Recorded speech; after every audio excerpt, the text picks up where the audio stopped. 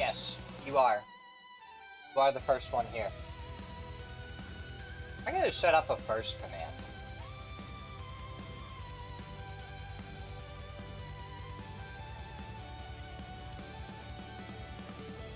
Oh my god, my mic's wrong.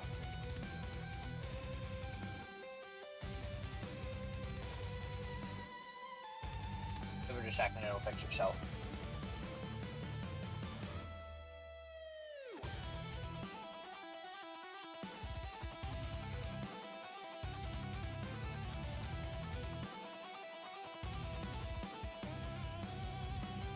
How you doing, Cap? How you doing, Beef?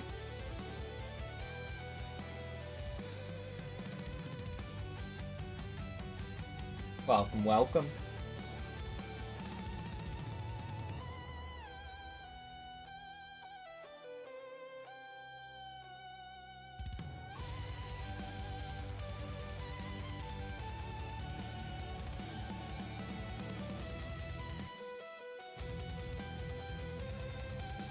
Is this what you posted earlier?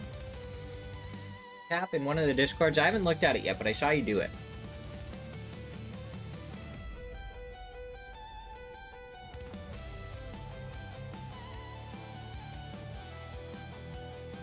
This...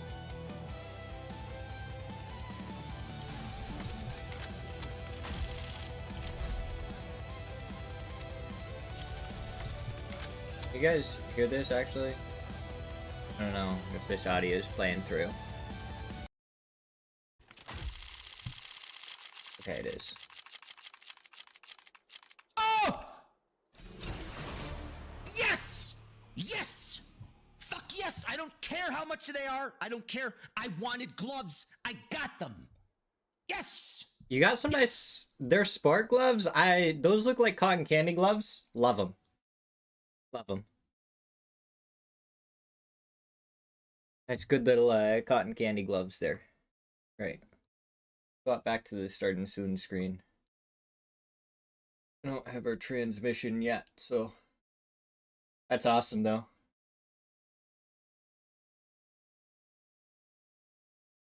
I'm so happy for you. I know how hard it is to get golds in that. I mean, I've never gotten a gold from a crate, and I've opened quite a few crates. But I don't play the game anymore, so it doesn't matter to me.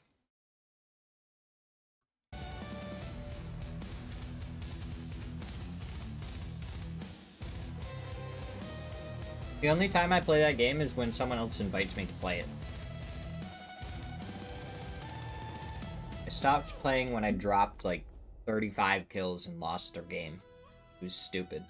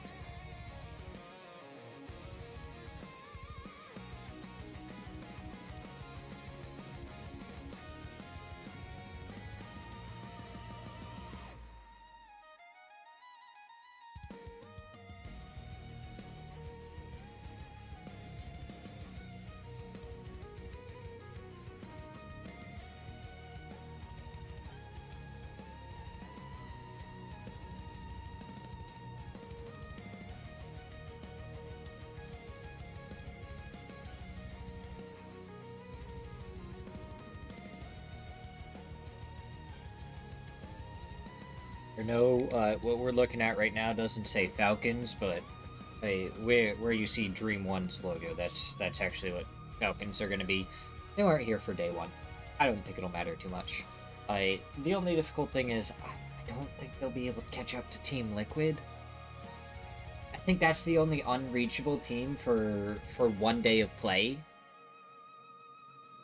Is Team Liquid.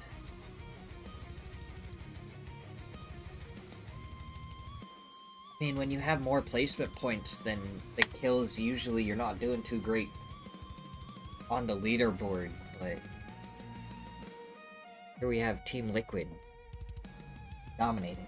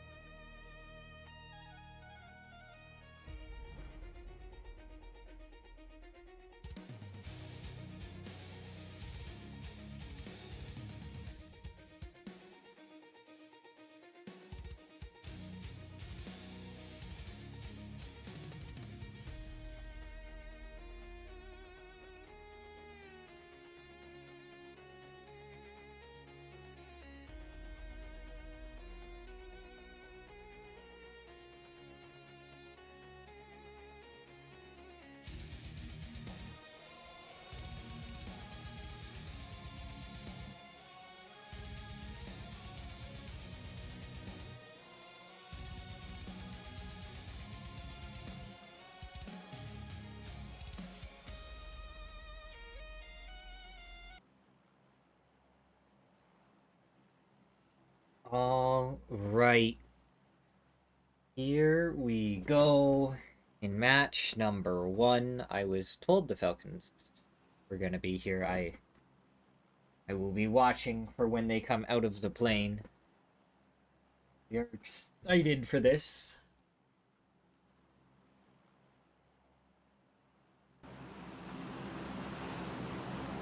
A little bit low. Turn it up a little bit. Might be a little bit high. We'll try there. I think that's still going to be a little bit high. But we'll make adjustments as we need be, and there they are. You can just barely see them. There we go. Now we see them on the bigger screen. Flying their way towards Picado.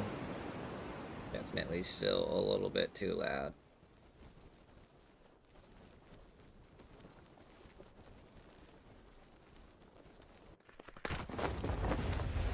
It's looking better. I mean, obviously we have Team Liquid, who have just been absolutely dominant so far.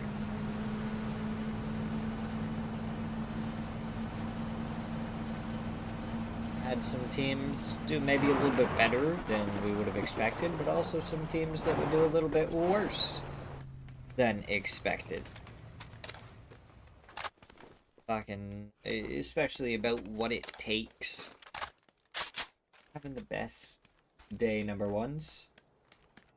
What tier is this, or how does it work? Okay, so how it works is you have 16 teams that have done the best in previous Super Leagues and other PUBG tournaments, and that's where we are right now. So these are the 16 best teams according to the Super League rankings that signed up to play. And at the end of this week, so at the end of the day today, those 4 teams in red get demoted down into Division 2.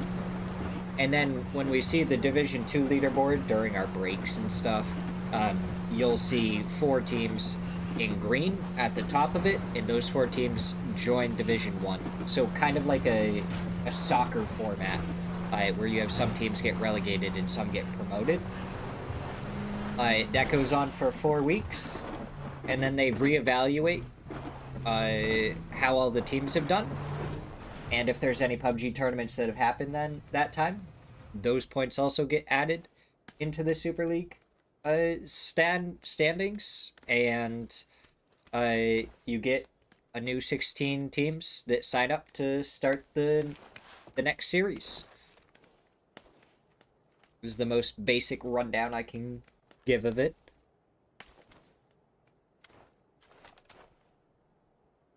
I don't know what his plans are. I know last year he wanted to do a finals at the end of the year, but obviously you get to the end of the year, you have PGC and everything, and the final PGS. So I don't know what he plans to do this year. But for the most part, it's just a Monday and Tuesday thing right now. And there's 4 weeks of it. I think there's like a $150 payout split between the top 3 teams every week.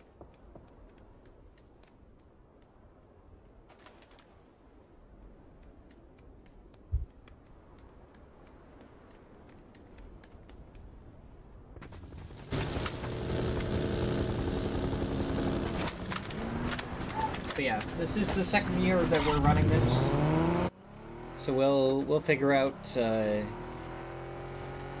I'm sure, as we go along, exactly what the plans are towards the end. I'm hoping there will be some sort of finals for it, but I'd imagine they have to do it like a month early in order for it to actually run properly without like getting affected by PGC and everything. So, and just all the holidays that happen around there too.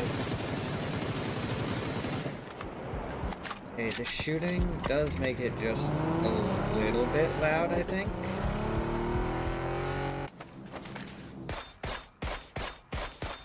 That's good. I would just need like another barrel spray or something real quick. Vehicles. I'm looking at pretty good volumes here on my side. I don't know how it sounds for you guys. Make sure that it's not too loud in anyone's ear.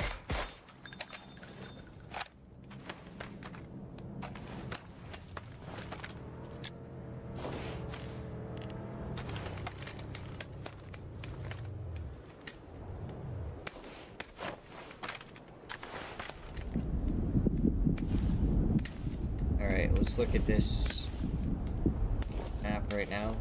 Last Breath is right in between 2 members of No Way. Yeah, you're not going to be able to move that vehicle anymore, especially going backwards with a pop tire. Not happening. So Robert is stuck there unless a teammate comes to pick him up. Last Breath, they're sitting on 14 points in 12th place. Dream One's name is still on this leaderboard, but I could have sworn they were playing in Division 2. But even with Slabby getting the damage out, it's Alirv that gets the first knock. goes on to Lopinto, and here we see the first action from the Falcons. And it's Haven getting a knock onto Gustav. Kickstart almost getting run over by the vehicle there. He's backing up. Nades do start to fly his way. Taggleton going for some long-range shots. Shrimsy getting stunned by Tony. Molotov goes off right behind him. You see Taggleton, he's going to be given as much info as he can. Shrimsy goes down now as well to Tony. It's 2 players up. Taggleton still very far away. Kickstart. Going for the res onto Gustav right now. More util does come out to stun this time. But the nade should fly out here in a second from Fauna. Over towards the rock, but it doesn't find anything. Shrimsy did get flushed there by LFP1.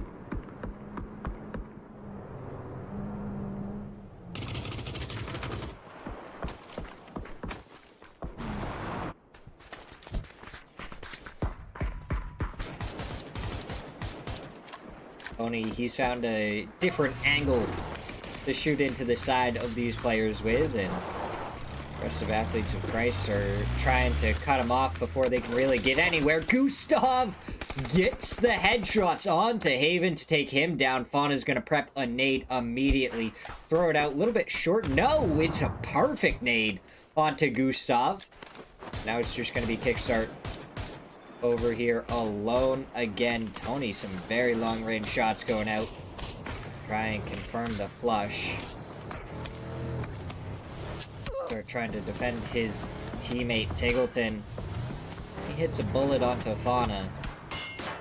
This is going to be pretty hard for him to get too much covering fire. LFP1 going around. They're going to get the surround onto Kickstart. Panzer was in hand of LFP1, but he scoots a little bit further forward. Taggleton still just giving the long-range shots.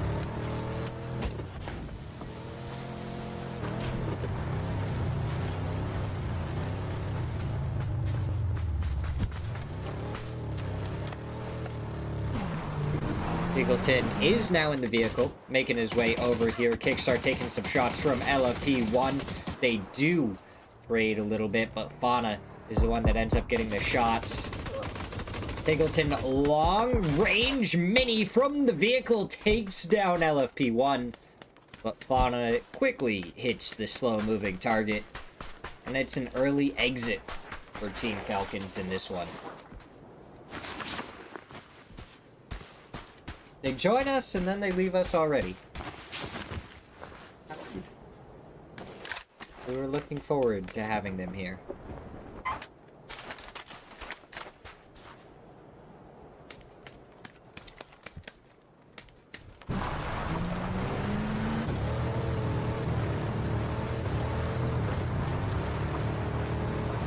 Rock, they're jumping down into the crater fields. The Last Breath is also down here already. I mean, maybe committing to this because of how this zone went last time, right down to the crater fields. So I think we were a little bit further to the west for phase 1.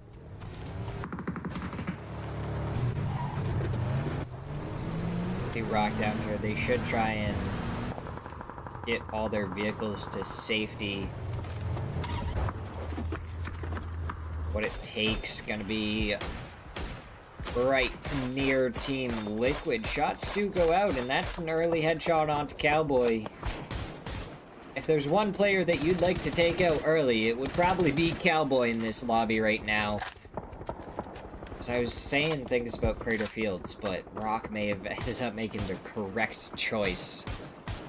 That is a hard shift over to the west, a little bit north as well. So La Cabrera should see a good chunk of action. We already got 3 teams over here, a couple more on the outskirts.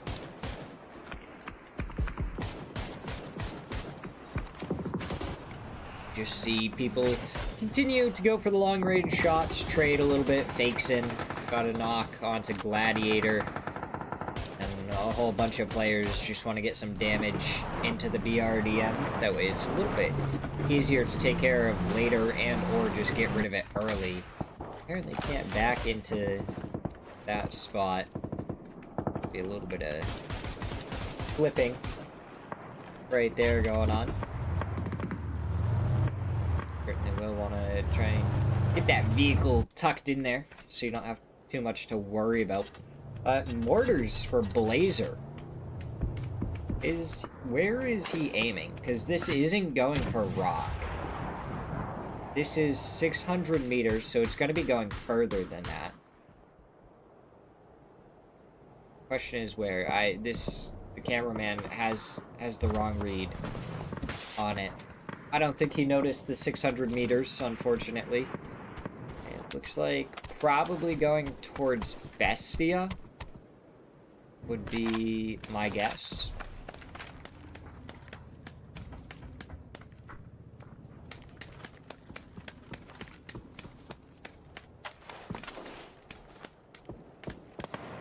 Area shooting down the hillside towards 4-0.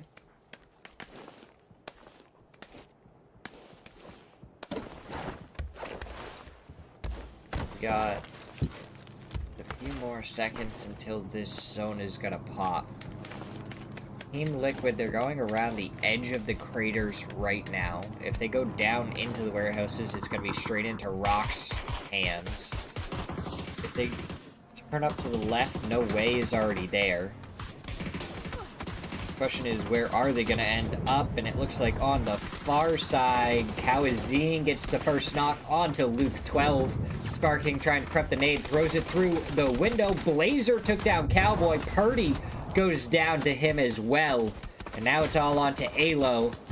The big victors of yesterday taking a lot of damage right here.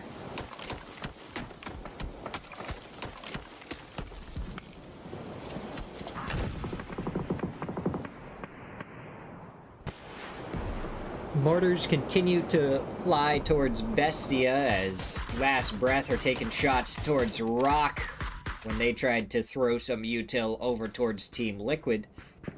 Alo looks to be getting the res onto Purdy. So you're going to have two players back up right in the center of the zone. Obby gets knocked onto Snakers here after the Wolves had taken down Kalnix. Baron's doing some good damage there, not able to find too much, but Obby finds a second onto Flood.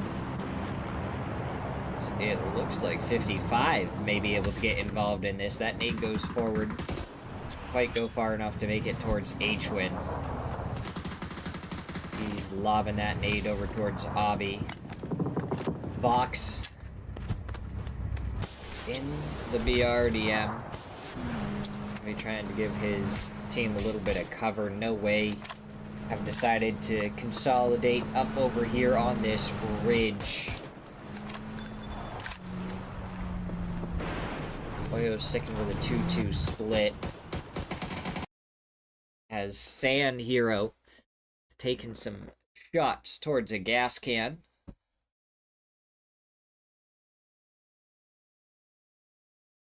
It's not me.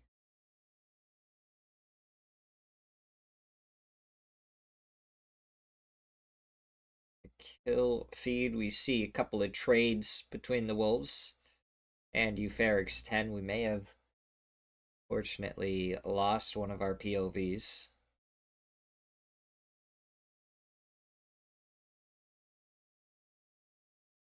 Or they will get that technical issue worked out as quickly as possible. As Duel, they've made a dive towards a dip closer to center.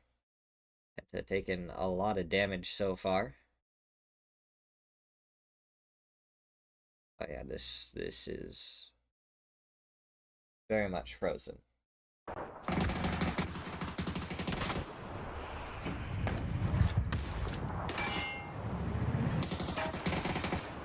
Yeah.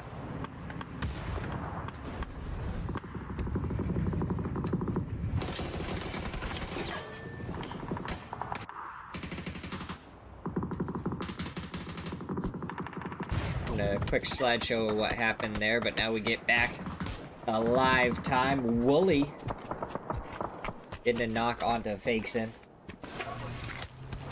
Hey, technical issues happen. It does look like it's already been fixed.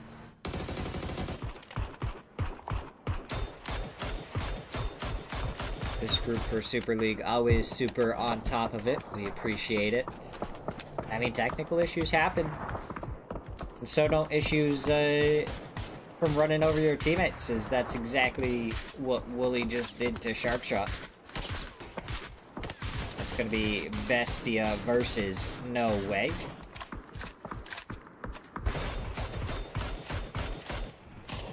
Team Liquid, they know where the knock happened, and they're just doing whatever they can. Alo blowing up the car ends up getting the flush onto Sharpshot.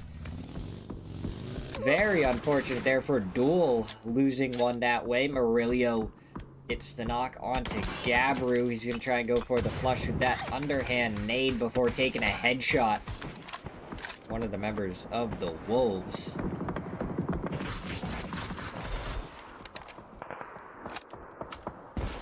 Looks like the Wolves were able to take care of Euphorix 10, and they didn't even take any deaths to go along with it.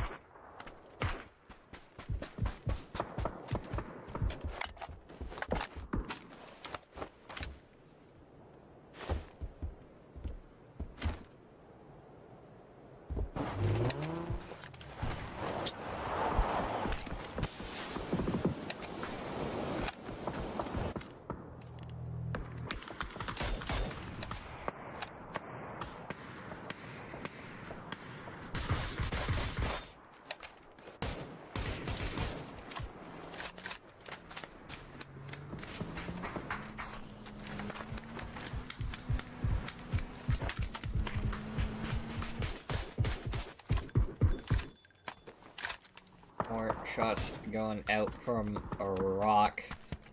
So they've gone from a center area right towards the edge.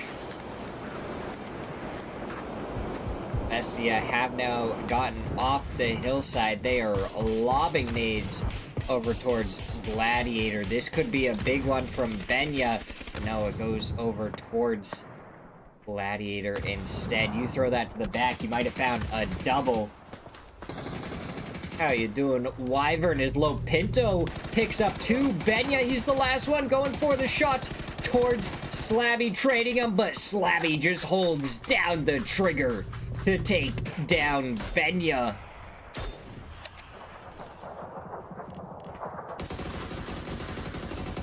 Now it's up to what it takes to make some sort of rotate. Looks like they are committing down into a fight with last breath, but Morin's gonna be the only one left standing, going for the shots. Doesn't connect as Blazer hits the headshot. And down goes what it takes. Morin's getting the kill onto his teammate there. Most accidentally ran him over. Alo gets a knock onto Santasco as we hop over to this action. 1v2 for Alo. Kawazine does take down one, going for the shots after getting the flush, and he finds Alo to finish off Team Liquid. But guess what? More players to shoot. Kawazine nails the shots, just going for the flush first to make sure he gets his kill. No one can steal it away. His teammate going for the res. Last breaths still have to make a move just a little bit to get into this next zone. I know, Wyvern, very unfortunate for you. You also missed Falcons going out in 16th. Luckily you didn't have to see that when you joined right away. As the Wolves, they are just going in here. They have landed in the dip, and I think may have been able to get this BRDM stuck as Flood flies through and finds one. Capitan and Emmy find a couple. They flush their own teammate, and Flood gets blown up by the vehicle. Capitan gonna get credited with the flush. Moo flies in now, so we have 4-0. H-Win and Vox are down as Murillo shoots in next. But it's Capitan to find the next knock. That's on to Moo. Snaker's still sitting down there in the blue. Can he do that? Stun goes forward. Snaker's just trying to move this around. Hits Sweezy a little bit. Jumps out of the vehicle. Does take him down. Like Murillo wanted to sprint forward. He's gonna have to go for the flush here to at least get the point onto Vox. Snaker's prepping a nade. Hops back in the BRDM. That underhand is not enough to get the kill onto Murillo. Those nades really don't do too much. Snaker's confirming his kill and just hopping right into these smokes, going for them, but Murillo takes him down. Capitan, 15 bullets. And only one player to deal with right now. You let this go for too much longer, it's going to be two players that you have to go for. Oh, he tried to close the door. He's going to go down to that Molotov. It's Slabby that picks up the kill, his 5th of the match. Nades going up and over 40 damage. Found Blazer finds LFP1. Now he's going to be looking around for more, but Fauna further around than he was expecting, and that's another player with 5 kills in this match. Penta, the only player left for duel, trying to take shots at No Way as they're creeping in on the edge of the zone. Rock, they have a mortar. Where might they send it? As Penta's taking a lot of damage, but 55 is the team, giving him some covering fire before La Pinto hits a good Molotov to get the kill onto him. But Santastico with a mortar onto DNL, resetting the spray is the Kraken, getting the knock onto Tavon. Prepping a little bit of util to use towards that smoke. Trying to get this second player of 55 down. He did get hit by the Molotov. Fortunately, he only got clipped on the very edge, so he's able to get out of there pretty healthy. RBN pulling right up on the edge of one of the players for No Way. Rolling the grenade down the hillside, getting shot at by La Pinto. Takes a headshot and he's down to a quarter of his health. Athletes of Christ going to be holding this edge of the zone up against Furia. LFP1 trying to trade with the Kraken, but Fauna is there to get the knock before DraftKing takes him down. LFP1 and Tony are backed up to the next vehicle. Biel just throwing some stuns forward. Did take a nade, but it's DraftKing to get one onto LFP1. The shot's going towards Tony. 14 health is all he clings onto as he tries to do some defensive stuns. Good shots! Gets the knock onto Biel before the MG3 rings out. Now they see Haven. That nade looks good and it takes down Furia.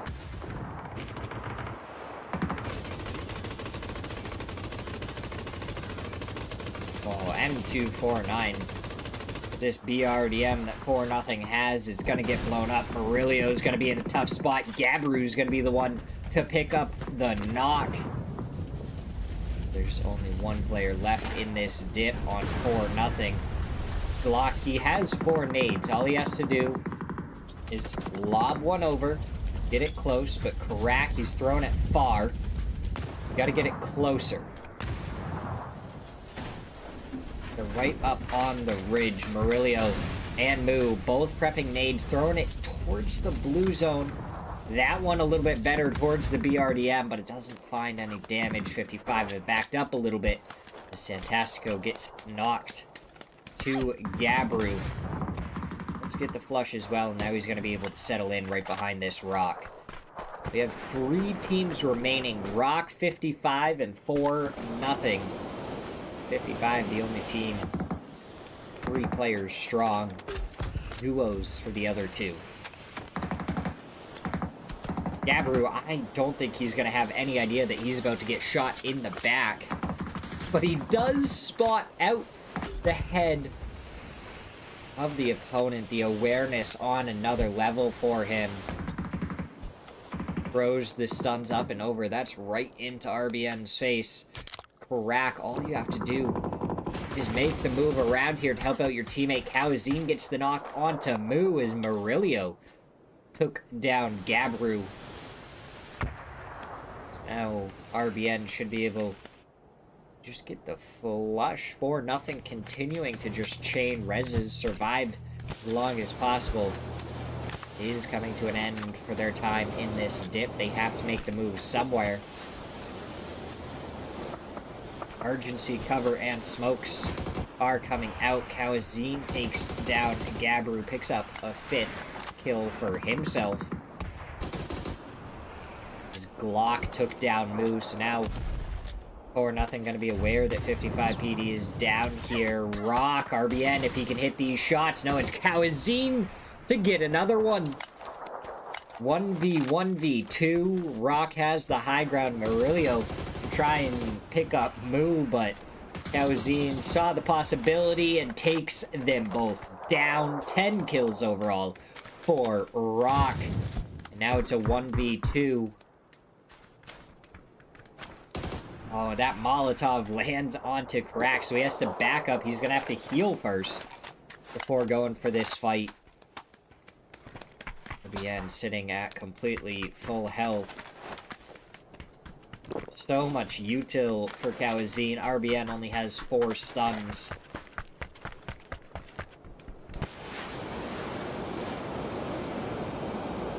Crack, his head is spotted out right there.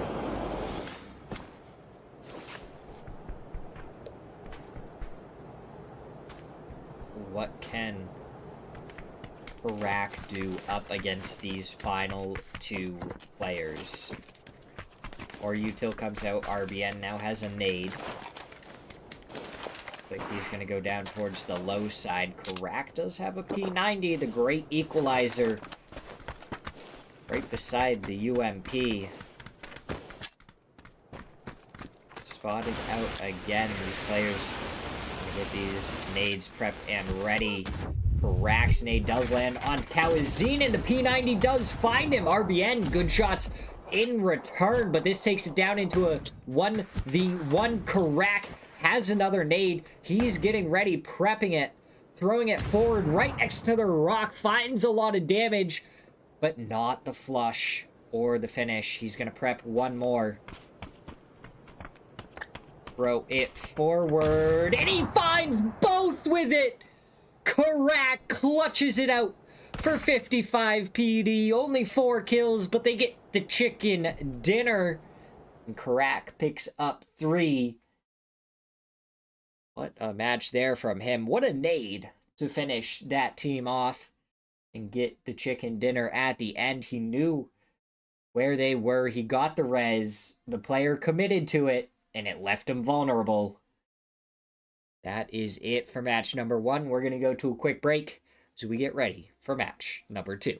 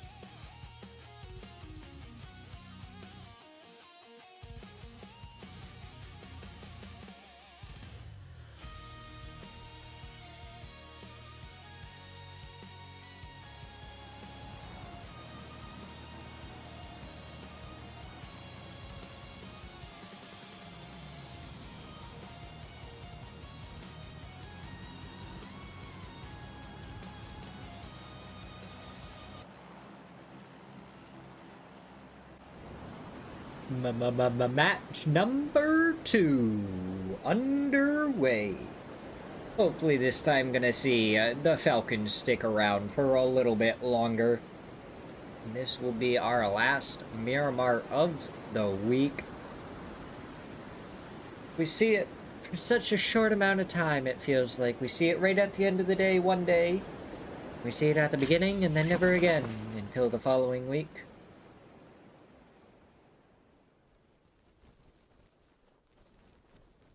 I feel like they should swap it up a little bit and do like Miramar, Miramar Rondo, Erangel, Miramar, Tago, Erangel. Have a little bit more deviation, you know? Like, you get a little bit more out of it. As I saw a kill in the kill feed there, but I didn't read it fast enough, and my brain didn't process it fast enough to figure out who.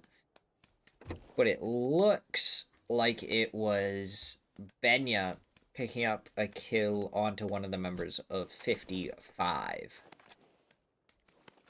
As we have another Northern Miramar Circle. This one, not going to be over by the Cabrera or Fragger fields, so.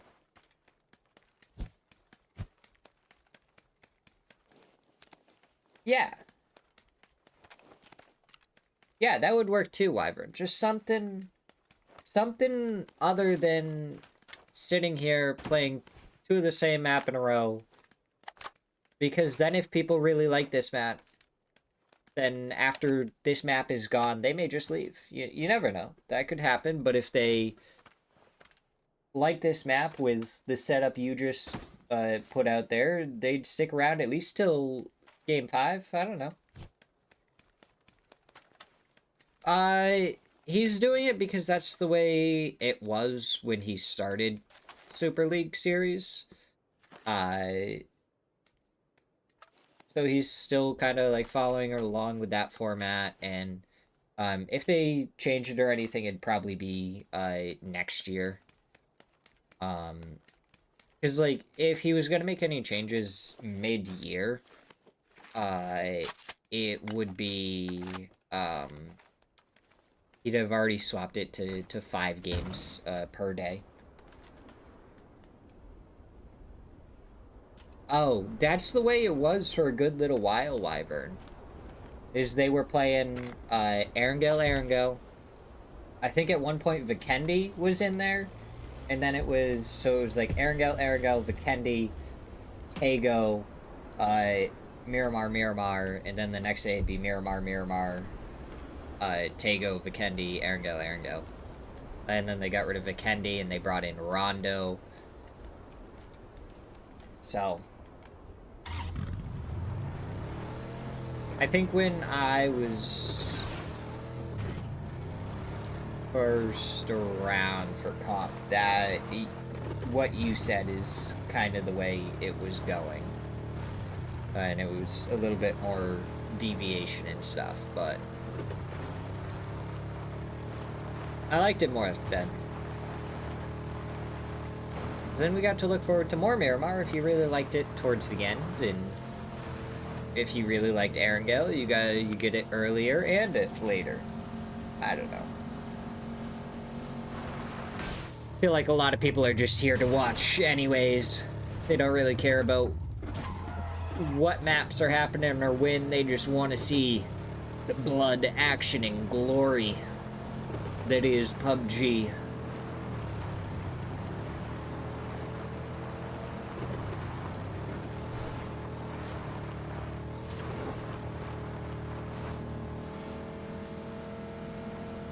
Yeah. I don't think I played comp when Sandhawk was in rotation anymore.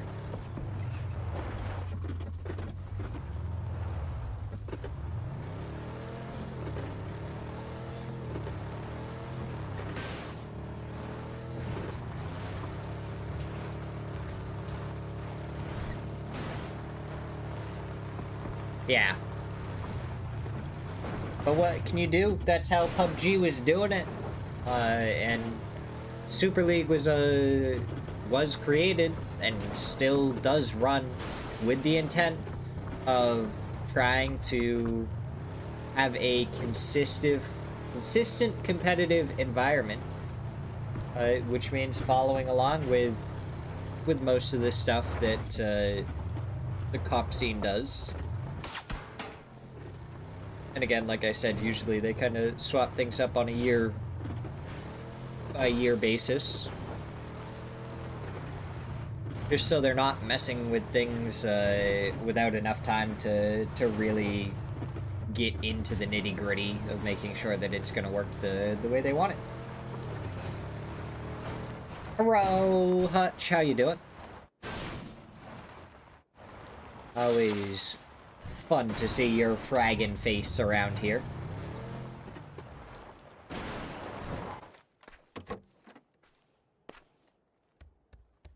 Doing pretty good.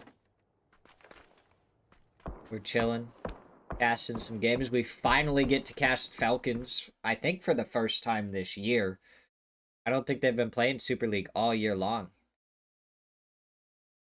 That was slightly disappointing, so it's good to see them back in the action here. It looks like we do have maybe just a little bit of technical difficulties again with our other clean feed. We got our backup one going.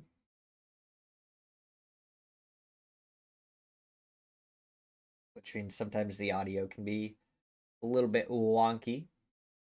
And I'm sure they will fix it quickly. I think last time it took like 30 seconds at most. Nope. The only reason I can tell so quickly if there's a problem with the clean feed is that this one is entirely in Portuguese. So I can usually tell very quickly if it's a different feed or not, because one's in English and one's in Portuguese, so it's just boom.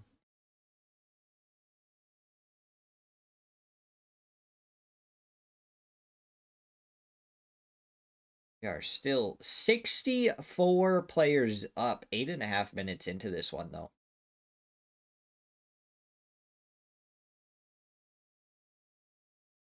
Falcons continuing to shoot people. It looks like Gustav took a little bit of damage.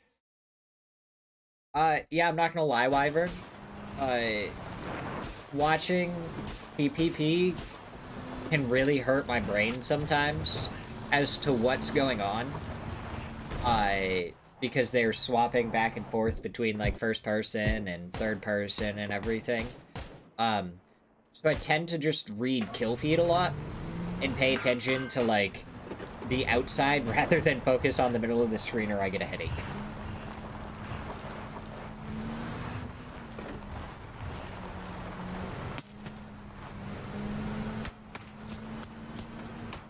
We do have audio back.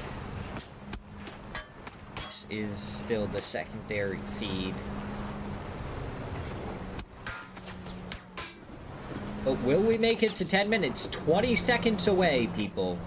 All you have to do is survive for another 10 seconds, and we'll have made it to 10 minutes in America's PUBG without a single loss. And they do it. They made it. Write it down in the record books. It's 10 minutes with 64 players alive.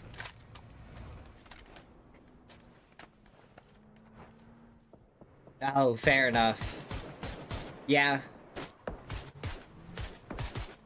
That does make sense. Okay, now we're just hopping back and forth. Do we have two POVs from this? It looks like the first players knocked are on Team Liquid. Cowboys the second. It looks like he's going to get flushed all the same, as no way of taking this opportunity to shoot 55 PD in the back. Halo got one onto the Wolves. All the action seems to be happening here, but in the kill feed, we do see that Santastico does some damage to Danny. Luke 12 gets spun out by the M249.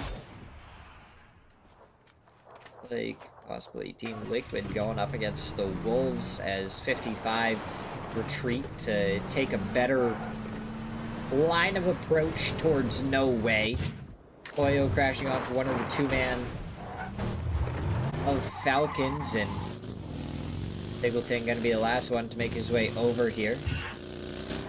Fakes in, circling around in the buggy, as it looks like Toyo are just gonna leave it. But because Toyo left so quickly, you gotta make sure that you send your other two players back up to the other position if you want to keep it. Shrimsy tire pop. That's one pop for Kickstart. I think Tiggleton's just going to have to come back. They're going to have to cut their losses. Toyo baited them to crashing back onto this compound. And now have all four players of Falcons down here. And they backfilled them in Hacienda.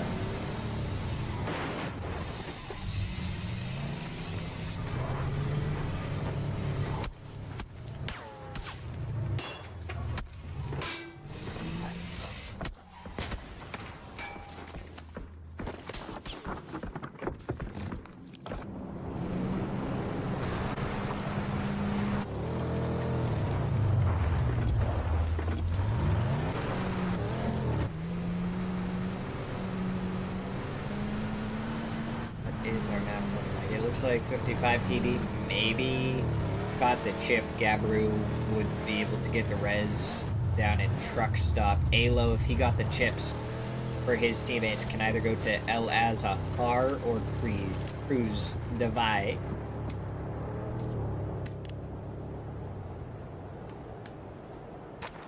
We'll see what they do with it. No way. Left the players of 55 PD, and LFP1 is alone over here. He hops in the vehicle, tries to start driving somewhere. He just gets up against the wall, but down he goes as La Pinto hits the headshots to take him down.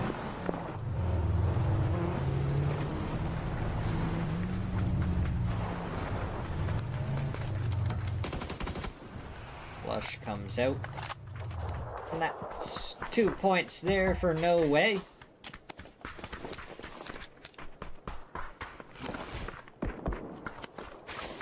Look at how far Blazer is over to the west in the blue zone, though.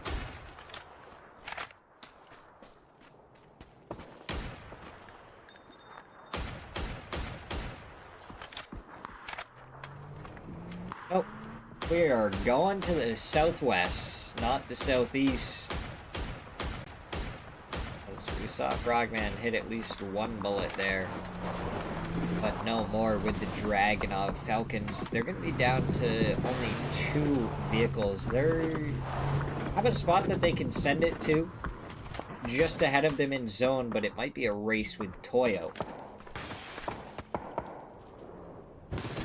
Yeah, I wouldn't try an IGL either, just because I haven't done enough research. Bran just has to make sure to line up the shots, take his time with it, but it's H-Win shooting him in the side. Now the nade going forward towards Snakers. Blood just going to be left behind as Snakers gets out of there. Find a different spot to try and play. Plenty of dips around here, though. As Vox with a VSS? Credulous. Falcons, they started making their way forward, but they quickly abandoned that as they were getting laid into by Toyo. But they gotta get moving. They gotta get moving. They gotta get that next warehouse compound ahead of them. Or someone else decides to snag it, and then they are stuck rotating in a bad spot. Gabru, surely he goes down here to what it takes. Yeah, Morins takes him down. I think if I really wanted to, I could IGL. But if I IGL'd, it would be, alright, listen to me or get the fuck out. And I'd also have to sit there and I'd probably study for 2 or 3 weeks, like really sit there and study some of the things that happen with the zones and everything like that before I actually wanted to. That seems like a lot of effort. 55 PD, they're losing a couple more members in the kill feed. We get our next zone pop. Falcons, they didn't get that next compound in zone, but they continue forward. BL gets one onto Tony as Fauna gets the trade shots come out. Haven takes down Kraken. Frogman ended up with a Panzer double onto Toyo. We hop down onto it. Emmy goes down to Frogman as Soul pounds Pippa. Fauna is now going to be rushing forward with a Panzer a little bit slower than you used to be able to, because you can't jump or sprint with it. But Athletes are racing a 3v2. Our kill feed is just lighting up with so many different things happening. Sneak attack, getting kills. There's a mortar from Tiggleton. He finds 3 different flushes at the very least. And now No Way is also getting involved in this, so this is a 3-way fight over here between Furia, Athletes of Christ, and No Way. Those nades going out. Tony finds one onto Gladiator, so No Way has 2 players knocked, 2 players up, 1 bullet into the backside of Lo Pinto. Has just enough of an angle before Haven throws a nade forward. Doesn't get it far enough up to get over the hay bale. Guess what? Kawazine found an angle onto this, and he gets a knock. Looks like Falcons have crashed down onto Duel. Sharp Shot's been taken down. Well, Shrimsy is knocked.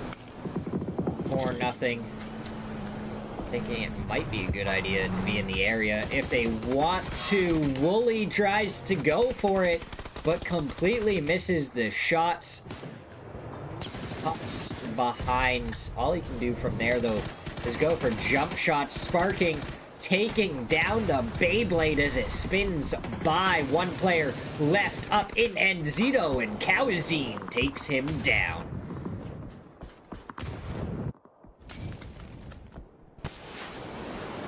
Vinny for Bestia picking up a couple of flushes onto Team Liquid. Aga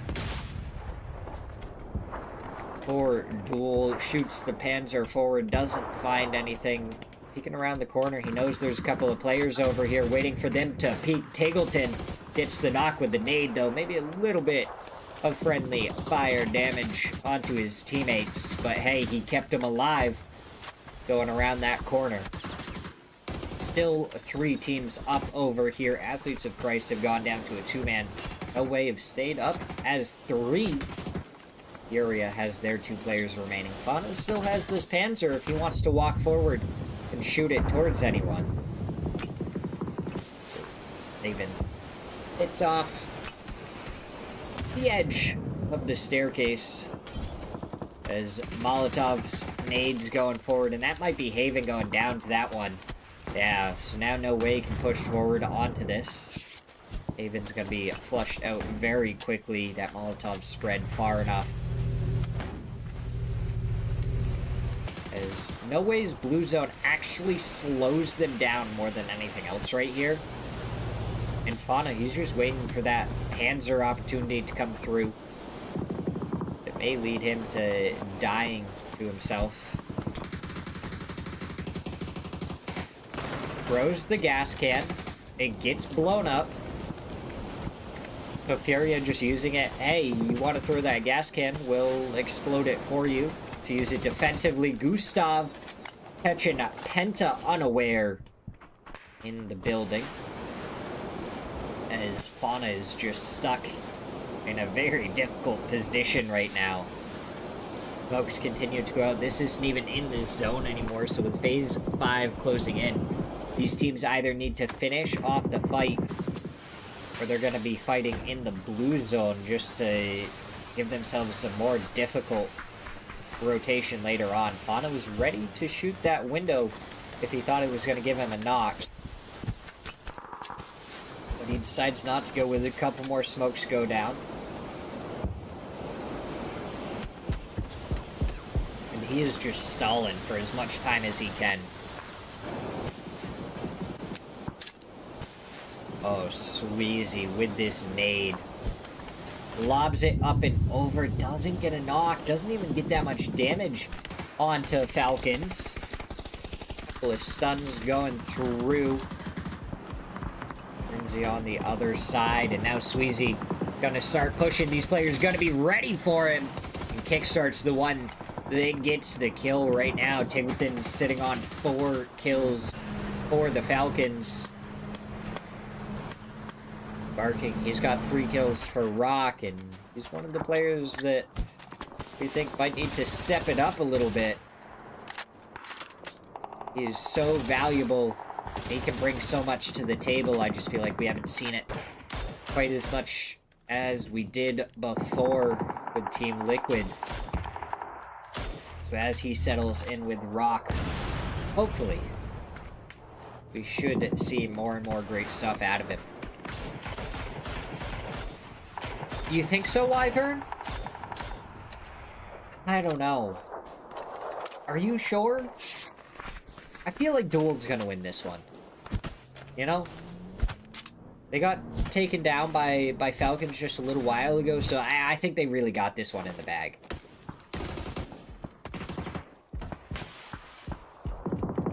DNL going down to the blue zone. it looks like Moo gonna be fighting up against Falcon Shrimsy with the quick little flick of the Panzer to take him down. Alright. Alright, I'll believe in your spoiler. Don't always like spoilers that much, but if you think that's the way it's gonna go, I'll believe it this once.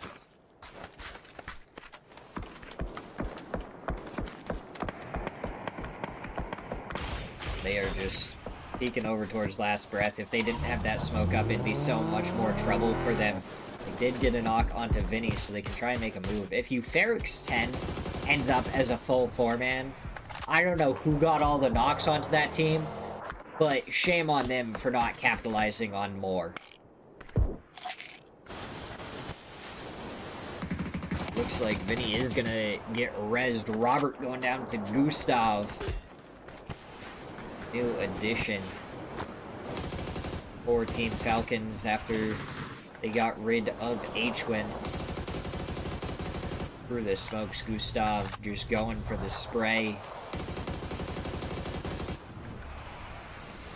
He has a nade, and I think it'd be worth it to lob it, but he might be saving it for the late game where it doesn't look like he has a ton more util. Euphorix 10 definitely get more. No, there we go. Now the nade went out. Team Quesito going for these shots onto Euphorix 10. Franz almost goes down. San Hero was brought to half. That nade being lobbed forward. Blue zone to follow up on anything they can get. So that nade finds a little bit more. The blue zone, I think, just going to be off a little bit. Let's find a little bit of damage onto Franz. More nades fly forward, but continue to miss their mark. Bestia only got 2 players up, but they got 9 kills so far in this one.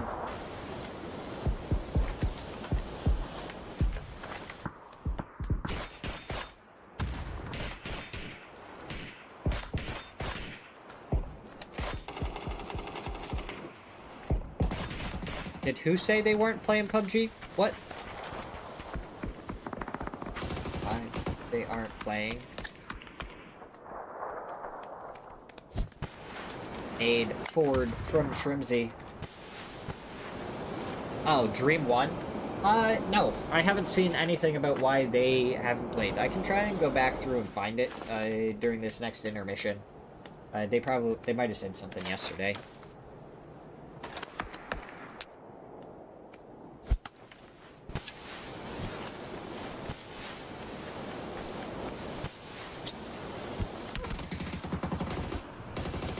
Shots did come out from Shrimsy. They have double FAMAS? Bestia is sitting on 2 different FAMAS players right now. As Axmeyer had found a nade onto Sparking. I'm not gonna lie, I understand why the pickaxe is good. I just think it's noticeably worse on Miramar. Because it's easier to spot the holes. Well, Blazer let these players walk right by. He's sitting in the smoke. He knows they're over here, and as he crept towards the edge, Vinny is going to spot him out and get an easy kill.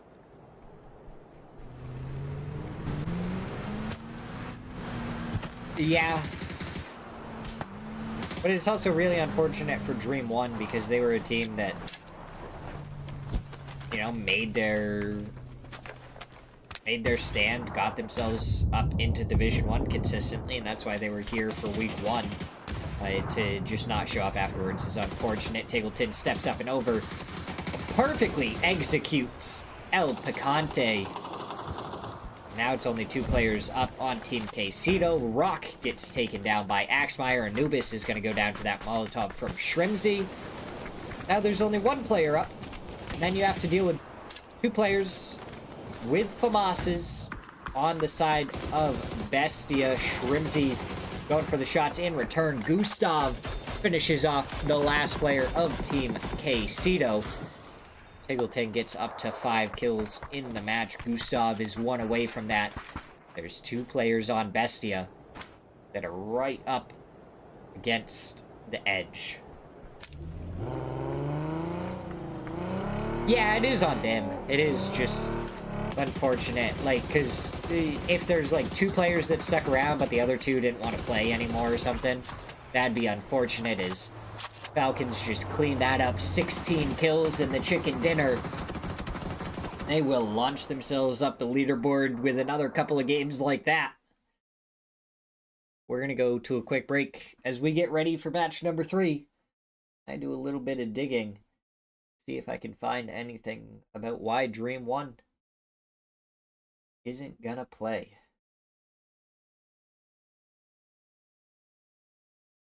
But they did play good, Hagstrom.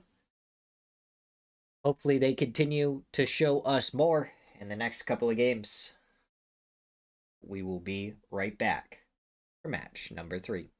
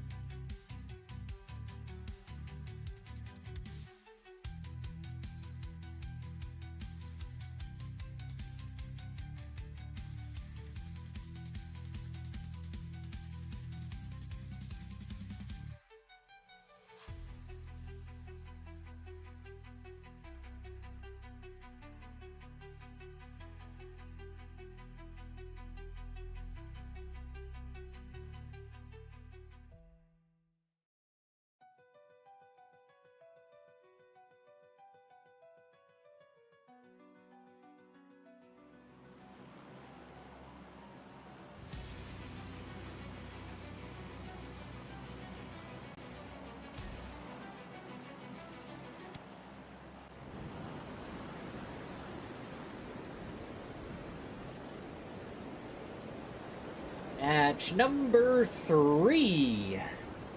Are you ready to rondo? We get underway here. Will we make it to 10 minutes again without a player dying? I doubt it. It was already one for the history books. Having it happen 2 times in the same day? I don't think it's possible. I think it'd be a miracle. We'll have to wait and watch how it unfolds.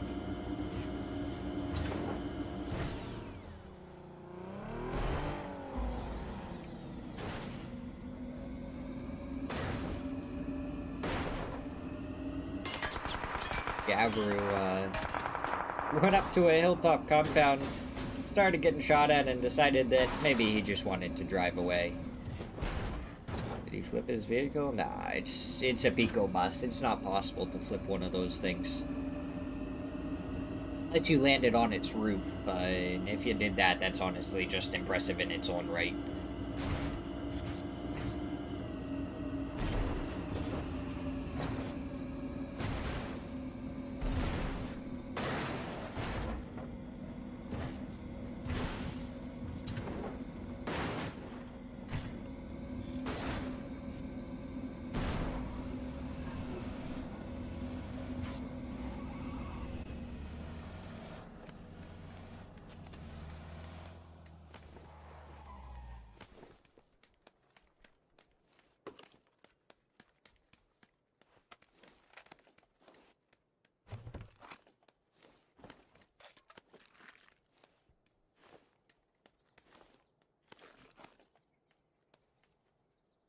I'll slow down. This is a very northeastern zone. It's not super unusual, but I feel like when we go over to the east over here, we tend to go a little bit more southern, towards the Meiran area, maybe a little bit towards Yeonggu, with a little bit more factory in, and if we go up to the north, we're a little bit more centralized. So the fact that we're kind of like up in the northeast corner, I think is going to give us a little bit different play than maybe we fully see most of the time. Or we get a hard shift down to the south and all of a sudden it's a zone that we've seen a lot more often.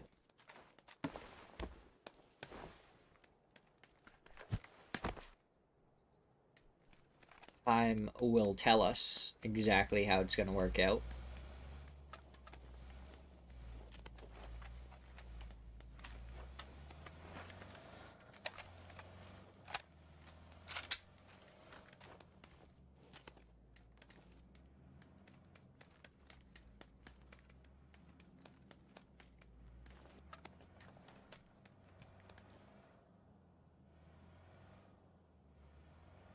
Are the Wolves actually going to run into Team Quesito up there? We have almost made it to 5 minutes without a player dying. So that means we're halfway to the 10-minute mark. There's plenty of playable land in this zone.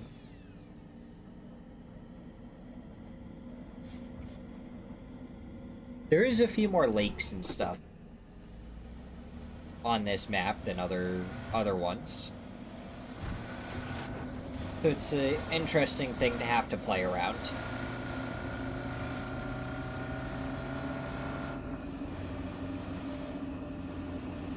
But overall, there's more actual landmass compared to any other ones, because they're not really on an island.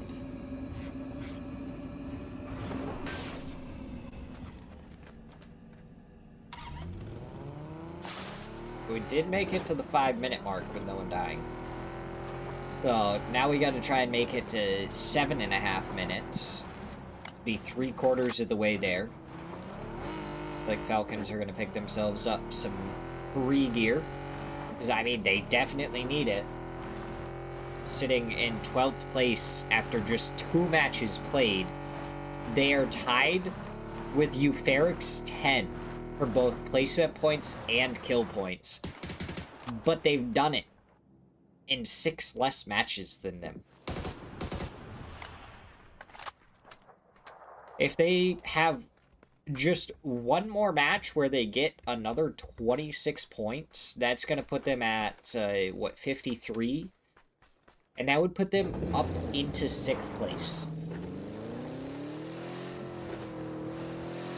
That is the kind of dominant firepower that Team Falcons have.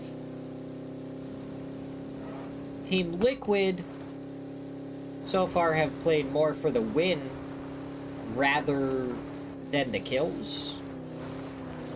So they're sitting at 91 points with yesterday's 4 chicken dinners.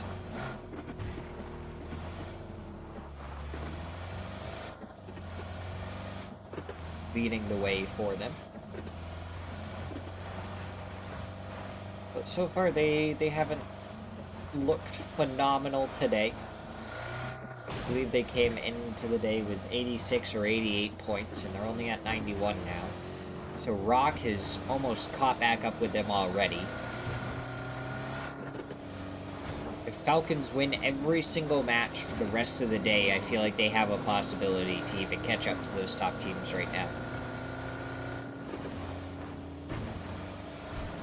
I mean, what? It only takes 4 more matches for them to get up to like 100 points if they just follow what they did in the last one.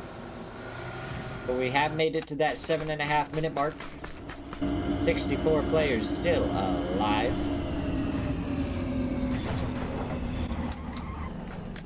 Curious to see if it'll happen.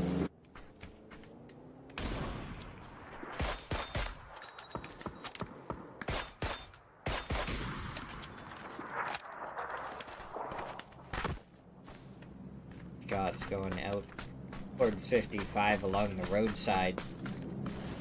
Gabru may be curious about pulling up towards where Falcons are. Gustav sitting with a bolty. Yesterday we got to see quite a bit of bolty action. More than usual anyways. I don't know if it was just like that one match, nobody could find any DMRs, or they got like turned down for a match or something. I don't know.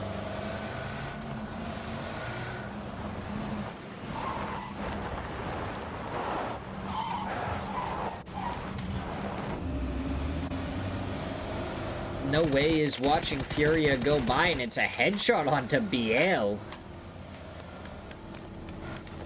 Oh, we have a cat. Hi. You came out of nowhere. There you are.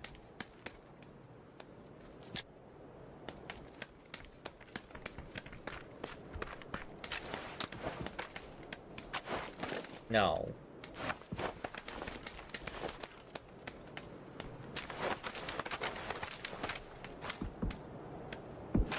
No. Ay, ay, ay.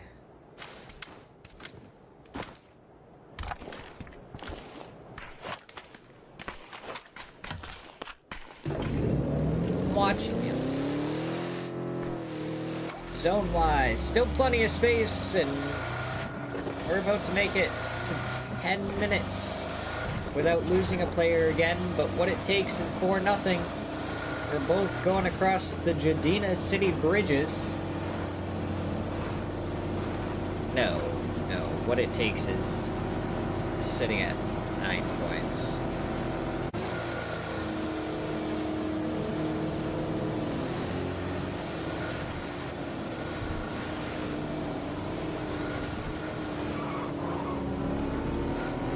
Sparking, having to hit the brakes. Why is nobody picking up the electric tank?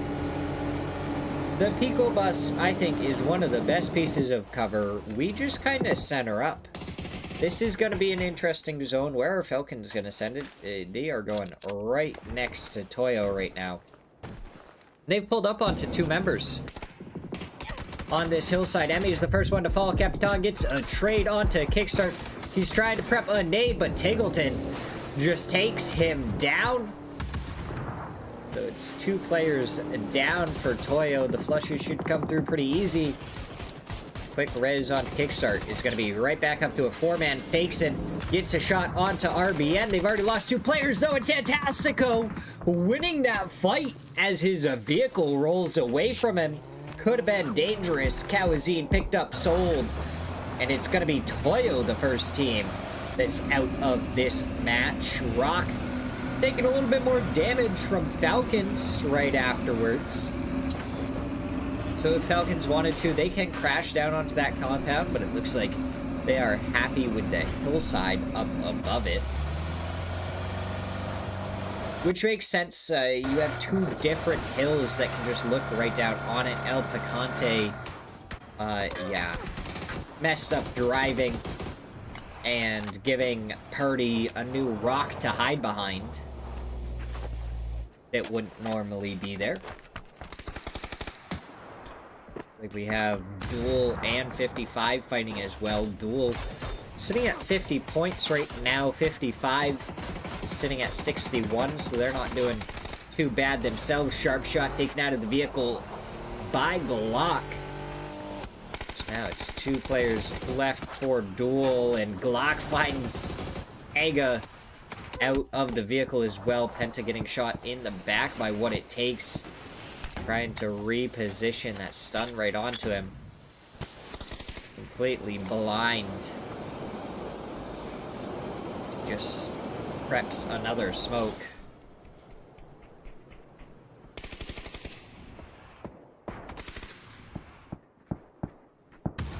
Where did that nade come from? Blazer is nice and close. Ready to cause some problems. Glock actually just driving out of there, leaving Penta all on his own.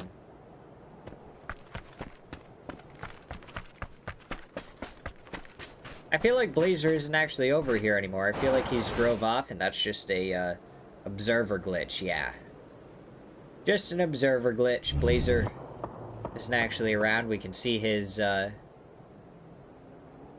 body there, but in case of the disappearing man again. BL gets the knock onto Slabby. Also almost got naded there by Lapinto. Another nade does fly forward. Not cooked for nearly long enough, though.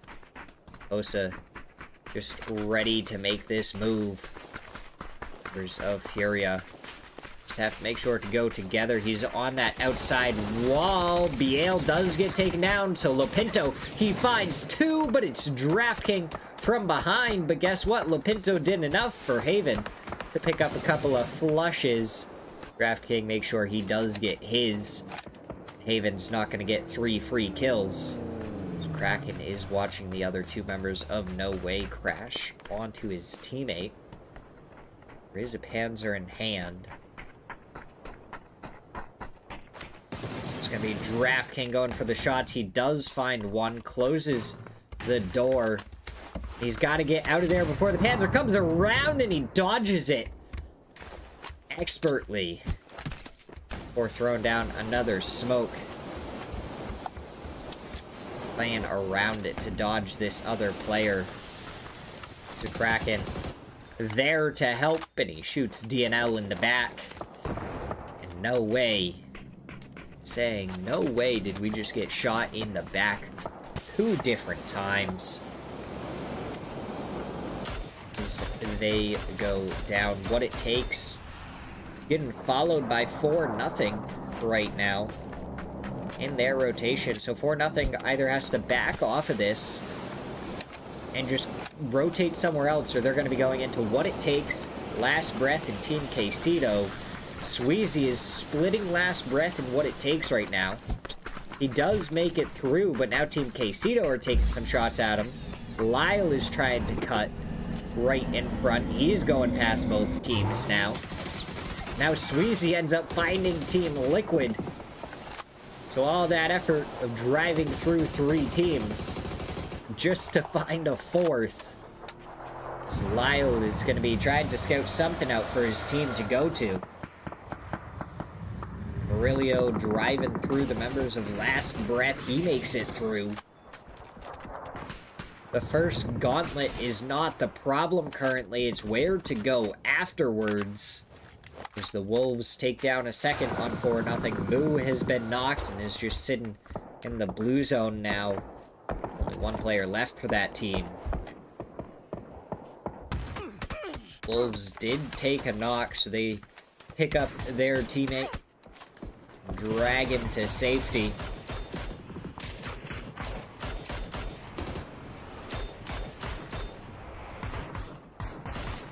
Well, with that hybrid scope, the 1x4 on the Mini.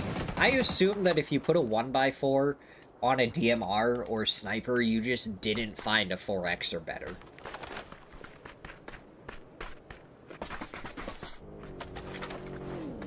I mean, I don't think there's any other reason to have it on a DMR. Get having it on your AR, but man, and still I feel like we're not really seeing too much use out of it. Ooh, Robert takes down Glock 55, get eliminated. That's with a Lynx. We did see on Miramar yesterday a double link shot. It got picked up out of a crate. 2 bullets rang out and game over. The winner chicken dinner came out for Team Liquid in the final match of the day yesterday. Those nades landing right underneath the vehicles from Purdy and Alo to take down 2 players. Alfana gonna try and make his way back over there. Cowboy going for the tires. I don't even know if he would go for that res. It seems way too risky. Fauna did get a knock onto one before getting taken down. Tony goes down to Cowboy. And Athletes of Christ get eliminated by the hands of Team Liquid. We hop over to What It Takes.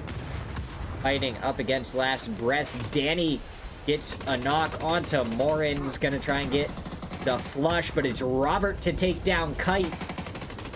And Zito does get the knock onto a Lerv before he goes down to Danny, and he picks up Robert as well. Just for a Lerv to get stolen away by Luke 12. Looks like it's gonna be 2 boys in green going up against each other. Eupherics 10 and Team Falcons. Falcons only sitting on 3 kills so far in this match. A little bit farther back than last time, Obby does get the knock onto Tiggleton before getting knocked to the blue zone. So Tiggleton was trying to go low, trying to get a little bit of a flank, different angle. But Eupherics 10 did have someone ready and waiting down there. Kickstart takes some damage, brought down to about half. Now the shots from Gustav. Headshot connects, but he isn't able to find anything more. And Furia getting involved on the other side of this. This is just looking worse and worse for Falcon. Sand Hero taking down Shrimsy. They are taking so much blue zone damage here. Sand Hero completely blinded by that. Kickstart finds one, Gustav the other. And Falcons are only 1 player up. Kickstart probably going to go down to the blue zone here in just a second. But it's the nade to pick up a couple from Zakraken. He doesn't allow those points to go over to the blue zone.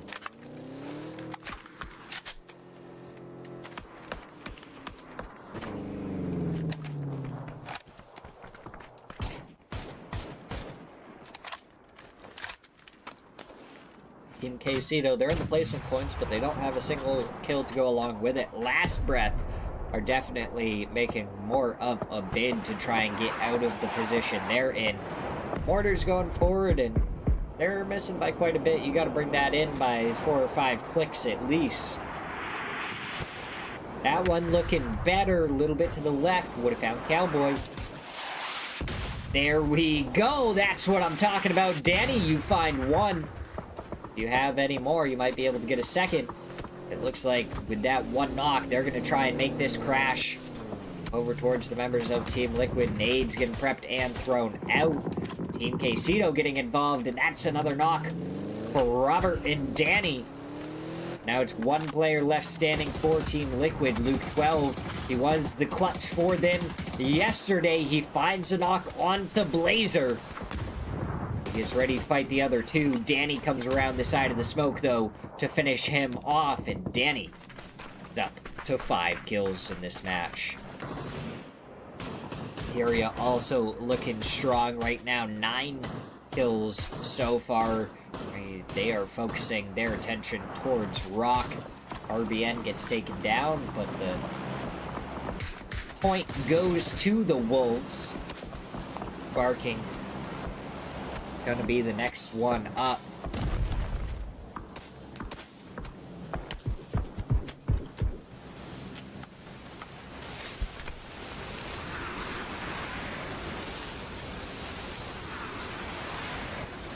Avoid the emergency cover. It does go down after he took another headshot from H-Win. That emergency cover landing close.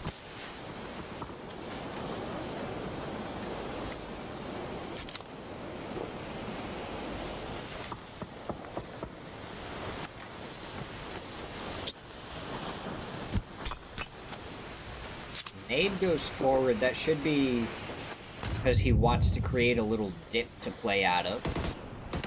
Maybe a little bit of a waste. He doesn't have anything really defensive to use at this point now. Dip didn't go very deep.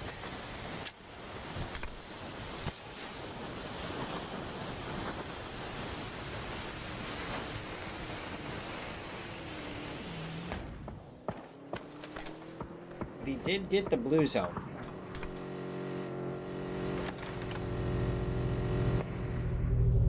H1 has made it over here. Snakers might find it as well. Listen, Cartoons was here yesterday talking about tunnels, and it looks like if you can get emergency cover just barely on the edge of one of these dips, you can kind of make it, but it's Vox with a mortar to take down Sparking. Robert still has that Lynx, and he ended up getting a knock onto H-Win with it. Snakers have to smoke line over to his teammate to help him out. The other members of the Wolves are getting crashed onto now. Blazer gets taken down.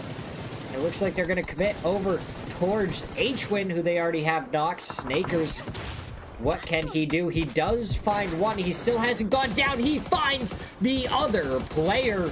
But Furia may want to get involved quickly. Danny's nade did end up taking down Snakers from the grave. Anubis makes his rotate. Frogman is there to cut him off. Furia looking down towards Vox and Snakers. Frogman, he's got a DBS, but Anubis is far enough away that it took an absolute crap ton of bullets. So the headshot comes through right at the end to take him down. It's kind of funny that Frogman's the one that goes over to try and stop that rotation where he has a DBS, probably the least useful for that kind of engagement.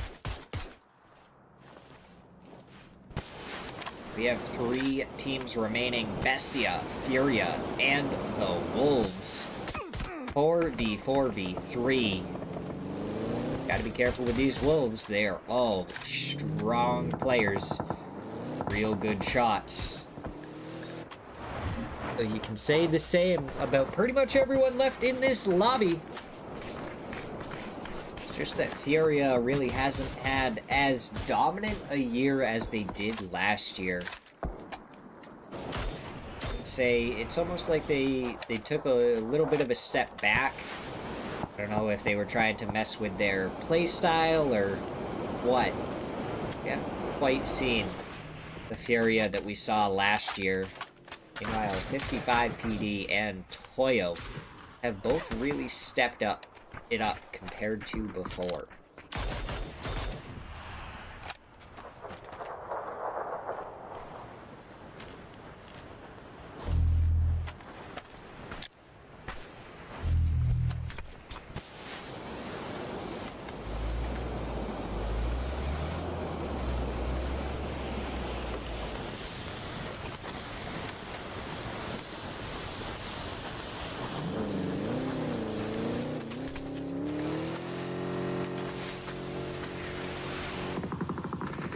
Fox did pick himself up an at some point as DraftKing takes down Vinny, but don't worry, there's Frogman with the DBS.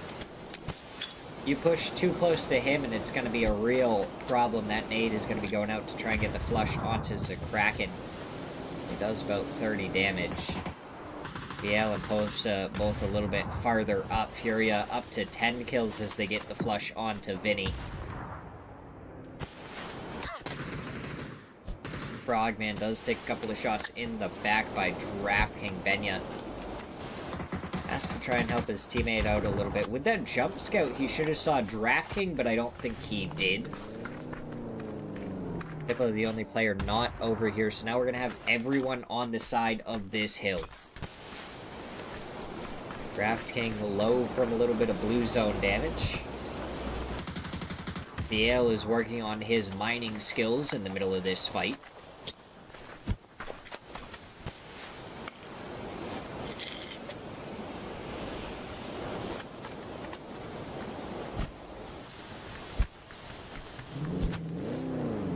Don't worry, Frogman's gonna do the same thing.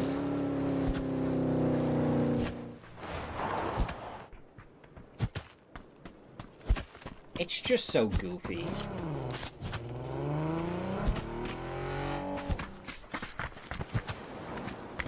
Like, they're in the middle of a gunfight. They're in a top 3 situation.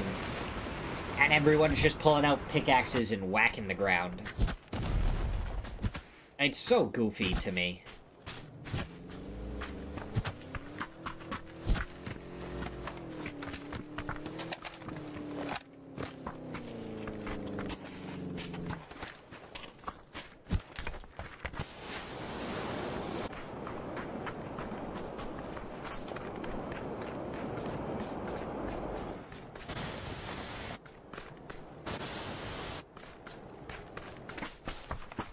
Or just add a little bit of a stalemate. Flood did get sent down more towards the center of the zone. So they have a little bit more control when phase 9 pops. Box, Snakers, Hippa, probably all about the same distance from the blue zone. It's really Furia that's stuck in the worst possible spot right now. Frogman, is he gonna go for a drive-by DBS onto Flood? That'd be hilarious.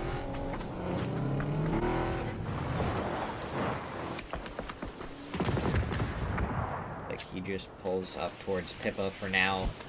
Furia have made their way closer towards the Wolves than they have Bestia.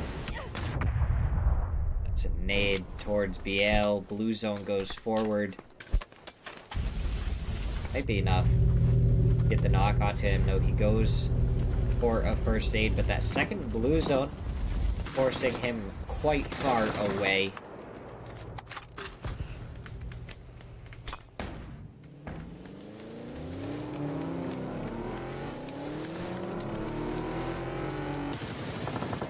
They are sending it towards Flood, but Flood, he finds one, and now it's a 1v1 between him and Benya. Nade goes forward. Finds a good chunk of damage. Benya almost lays on top of it. Flood should be able to throw another one forward, but it's actually the vehicle explosion that finds Benya.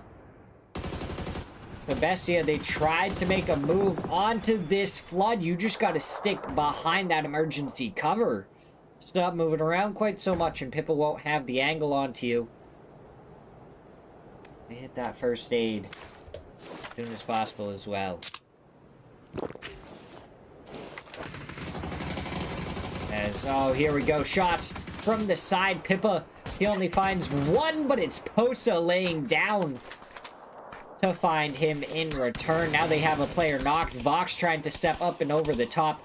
Flood with a side angle. Can he find DraftKing as he steps up and over the side of the hill? Vox finds one. And Snakers the other. Copenhagen Wolves, 11 kills in the chicken dinner in match number 9. We're going to go to a quick break. we get ready for match number 10.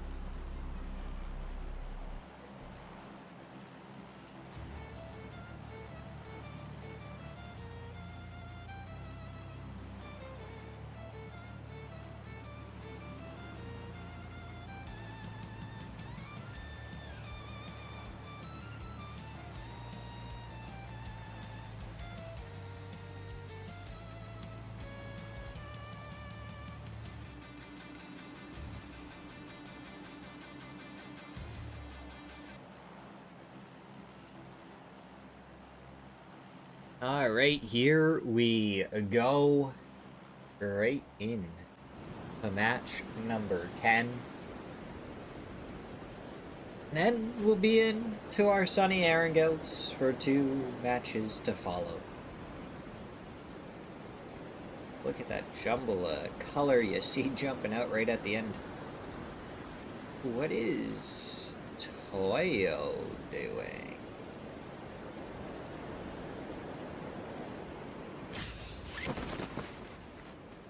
What? That is just about the craziest split I think I've ever seen for a drop. Huh.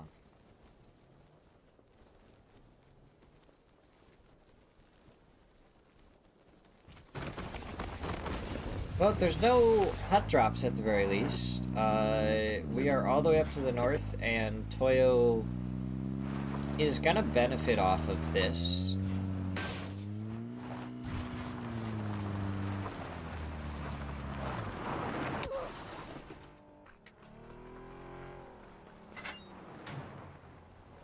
I do think the craziest part about it is just how, even though they're so widely split, they have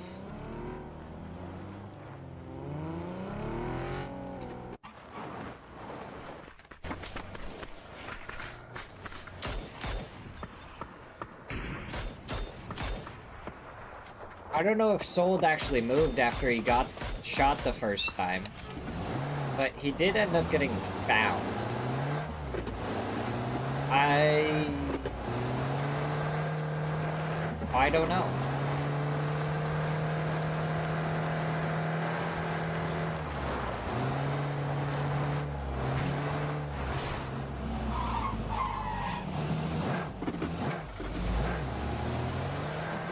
I'm very confused.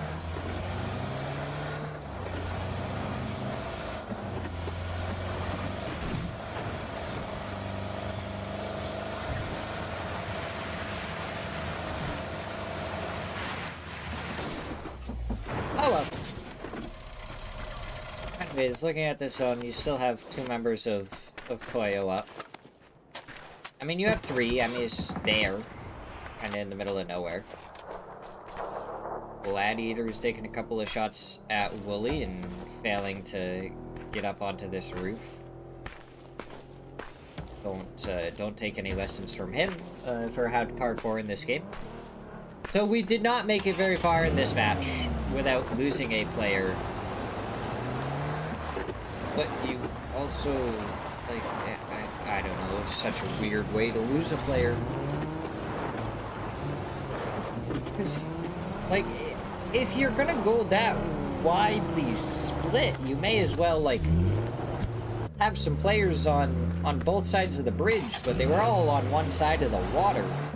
So, at some point, they all would have had to cross a bridge if it didn't go north. The area, they're driving next to Falcons. Oh, BL, did you just flip your vehicle? I think so. Nope. He lands it.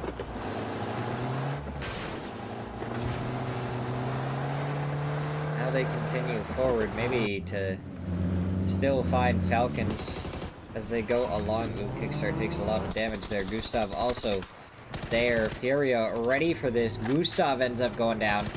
Could get flushed out just as quickly. I think Falcons are just going to regroup down in the compound.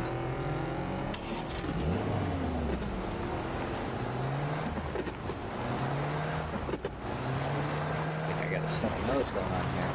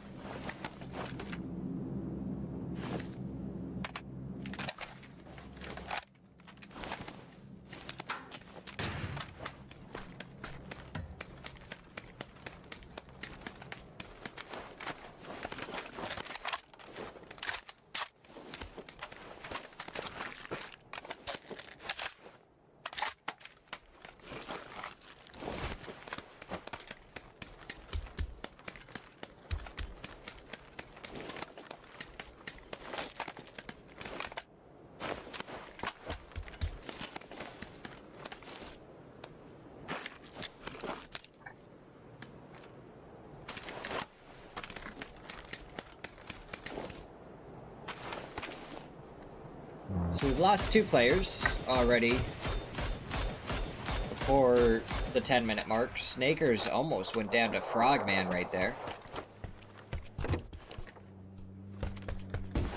Are the Wolves actually coming back to potentially fight this, or did they get shot by Benya and Pippa as well? Frogman, they do end up losing a tire on that UAZ. But he's going to park it in a way where he can get up on the rooftop. Benya does avoid H-Win, but now you got to get up and over the hill to try and shoot at someone else as they go by. That's the 4th car right there. Do they take any shots? No. No, they don't. So the Wolves are going to get out of there. Just taking a little bit of damage. You'll need to freshen up on some gear, and then you'll be good to go.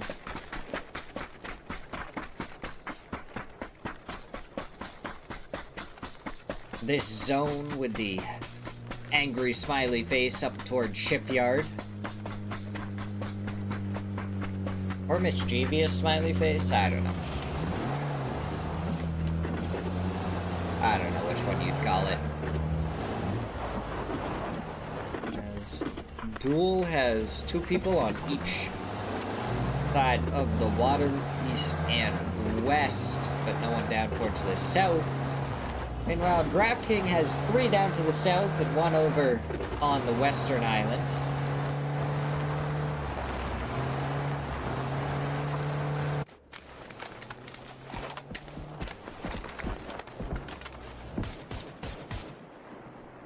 Toyo playing this match as a 3-man. We see the half grips coming out. Pretty sure that is the most popular grip right now. The tilted grip is pretty good. I think people like that revamped half grip just a little bit better.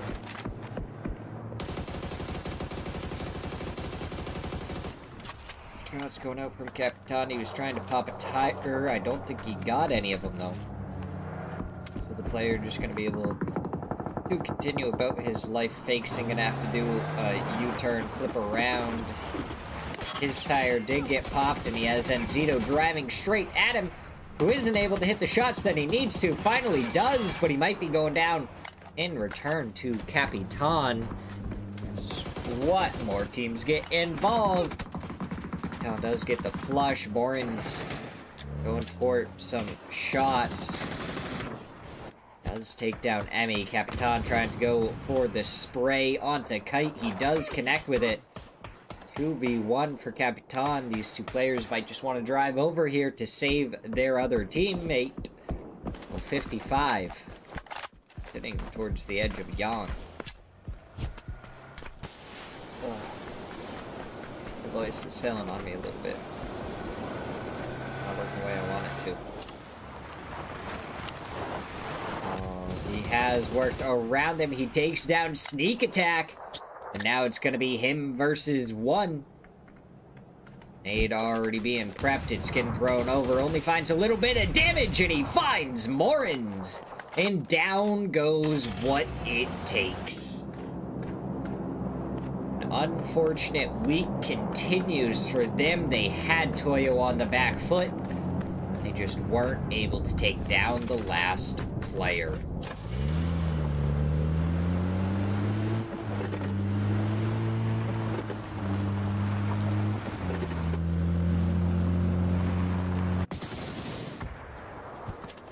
Syria are fighting over with Duel for this compound sharp shot.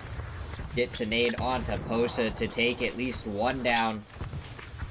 More nades continue to follow through. Kraken gets Wooly, and now Syria gonna be pushing forward into the buildings. In Draft King, hear the footsteps on the staircase. Biel takes a couple of shots, nothing more. Red Zone takes down Fauna.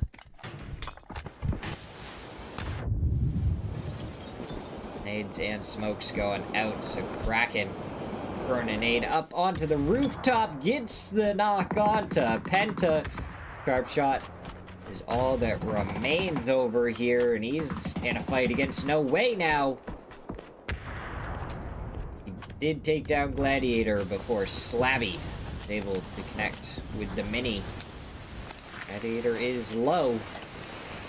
I don't think Furia is going to waste any util on some Hail Mary nades. Gustav is getting rezzed for the Falcons. Should be able to come back in, at least grab some stuff from his dead body. Maybe not much as he wanted. But you gotta be careful. Athletes of Christ are already taking some shots over here. They've taken him down to about half. That's another bullet that connects. One more is all they would need. Can they find it before he hits the ground? A little bit closer and he'll only get knocked instead. He does survive.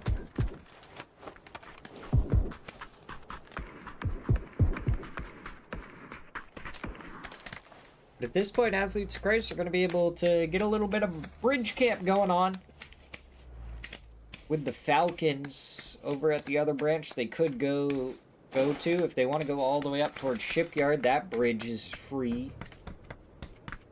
Or nothing can take the jump one. Or they might run into Rock. They go towards Yangchan. A couple of different options available to a lot of these players. Oh, also, I did end up doing the research on why Dream 1 wasn't playing.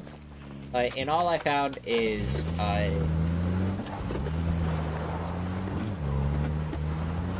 no. Yeah. All I found was no. I found a Portuguese and I tried to translate it, and the best I could tell, it just said no play. So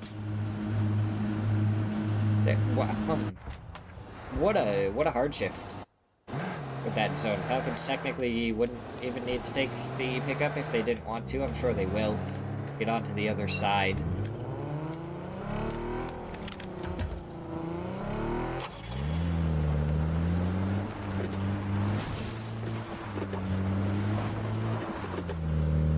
Like,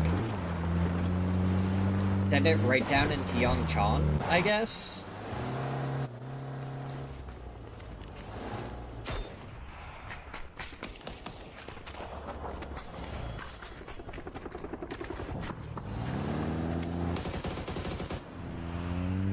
Shots go out onto Lyle. Pippa finds it onto Sweezy as well.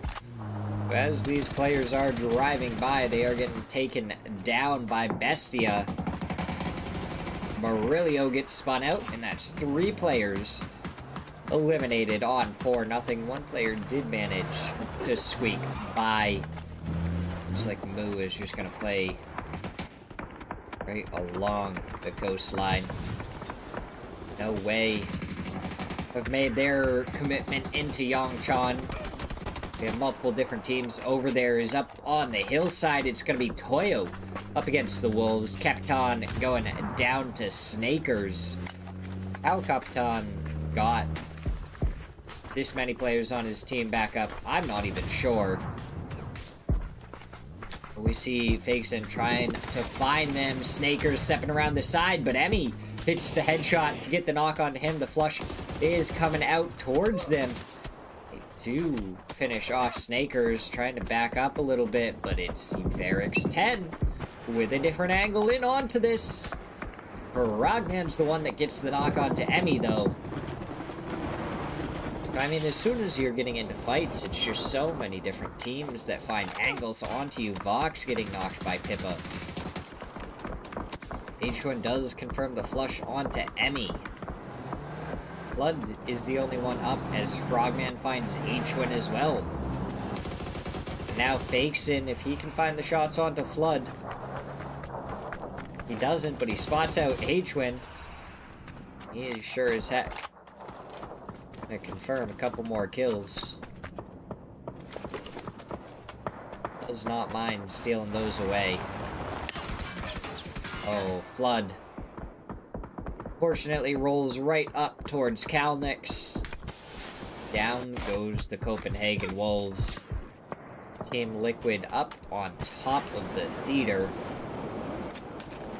Do take a knock from Rock. We're gonna try and use some util to get a flush, maybe even a kill. Nade just a little bit too far though. The mortars are up on top. Could be interesting, but they continue to go too far.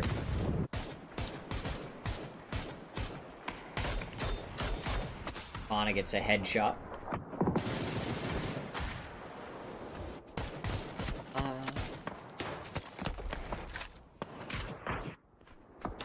Up. Mouth is going numb.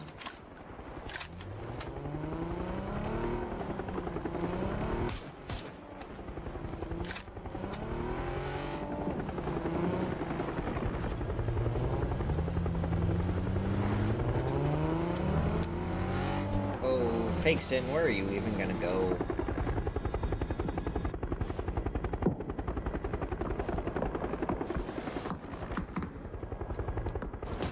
If anywhere that you can go. There is so many teams inside Yong, you have no way. You have 55, Team Liquid, Rock, Falcons, Furia, and now Fakesin's gonna be here on the edge as well.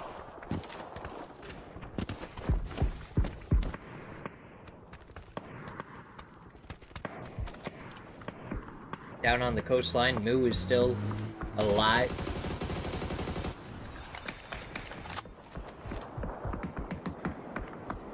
Only lost 3 teams so far in this one, and more mortars coming out this time from Blazer. Cracking, getting a knock onto Tavon. That is such a far mortar into Yong. Even if they get a knock with that mortar, they can't really do anything about it. It's on the opposite side of Yong. They'd have to go through every single team to even capitalize off of it.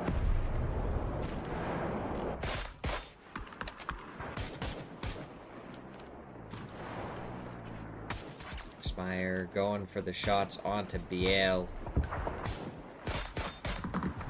A little bit too long to line it up and still didn't even get the headshot. Robert and Kawazine getting a couple of knocks in the kill feed.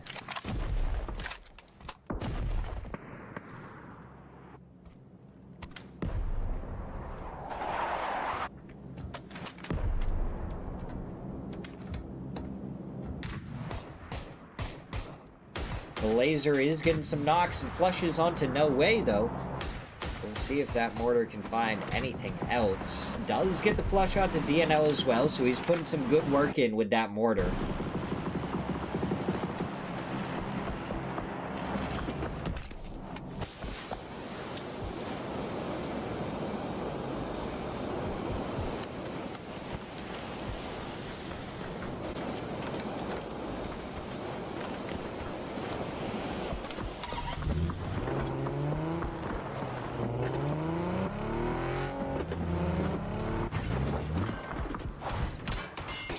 Learv is trying to pull up right to his teammate. He's laying down here, but he's got to be careful. His vehicle did pop a wheelie. I think that's going to give people a little bit of an angle to look down towards. You see right through it. Moo on this shack has been spotted out. He's taking a bunch of shots. Let's find a knock onto Frogman before Benya is able to finish him off.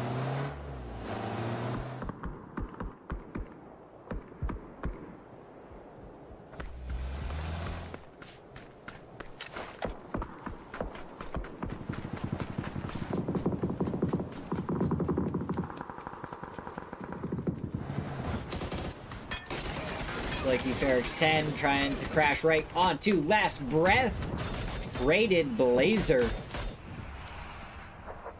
It's a knock, goes down.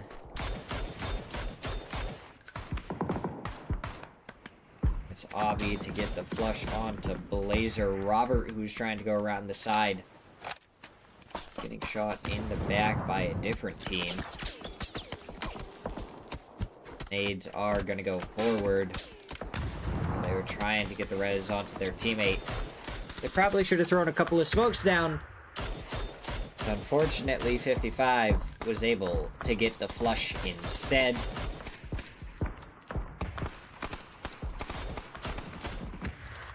Looks like Team Liquid coming in, getting a kill onto Euphorix 10. Flabby is the only one left for No Way. 1 kill for them currently. They sit with 31 points in 12th place. Have been overtaken by the Falcons. Shot coming out from Tony, the FAMAS connecting onto Frogvan. Now a nade going to be prepped and thrown immediately. Vinny, we're going to try and get a little bit closer. Tony playing from the blue zone because he has that blue zone bag. Does spot out Vinny. Throws forward a blue zone nade. But Vinny is hitting the shots onto him, and now he may go down to the blue zone, may not even be able to make it back into the zone. These mortars are coming out. Haven is looking towards the sky. They aren't connecting.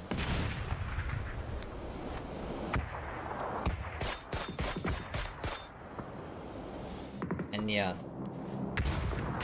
takes a headshot there, but it's a nade from Fakeson and Pippa. Toyo finding these players at the right time.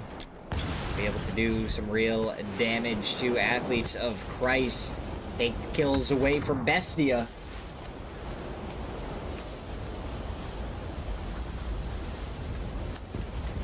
A leaderboard.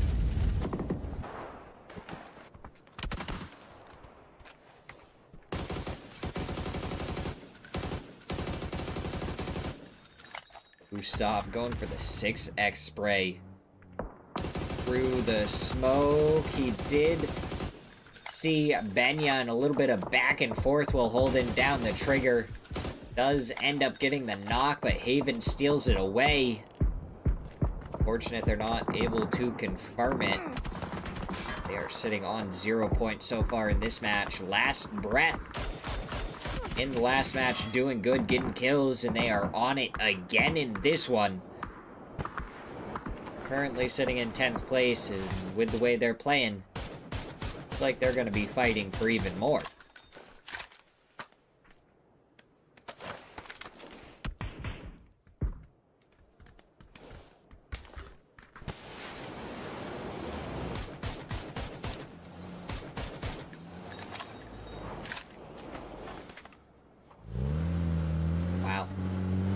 Zone just slowly pulled further and further outside of Yongchan.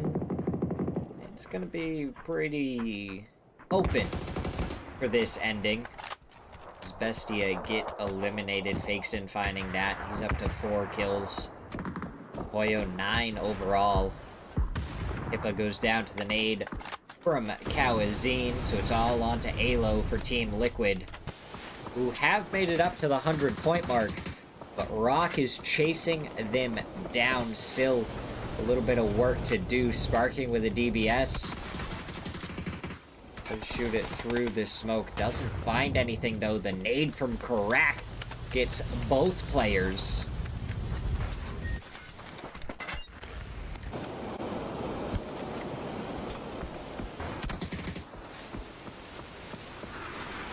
It's Toyo. This last player do on the edge of this smoke? He's trying to make his way forward. Falcons are just spraying through it, trying to get the kill before he can cross the road. It is going to be a little bit too late. They are pushing their way over towards him. The Panzer flies out from Gustav, connects with absolutely nothing. Maybe too risky of a push now to try and take him down. You're just going to want to try and leapfrog to that next set of buildings before Furia sends someone over there. There's some crates there that you're going to be able to loot and get some good things from. Gustav picking up an EMT kit.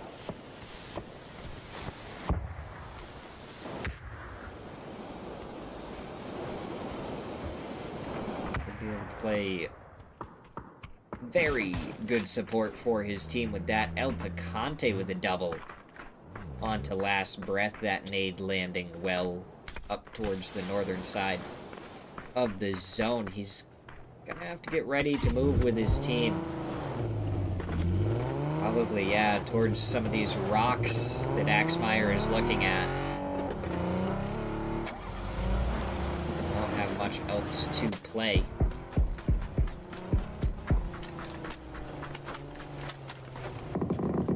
But as soon as they go to the rocks, it's definitely going to get a little bit sketchy. Falcons are able to take care of Faison without taking any knocks, which is a very important part of that sentence. Because if they end up going down, all of a sudden, their next rotation, with the blue zone pushing in, would end up getting stalled out a little bit. Tavon putting up a folded shield over here to block that doorway.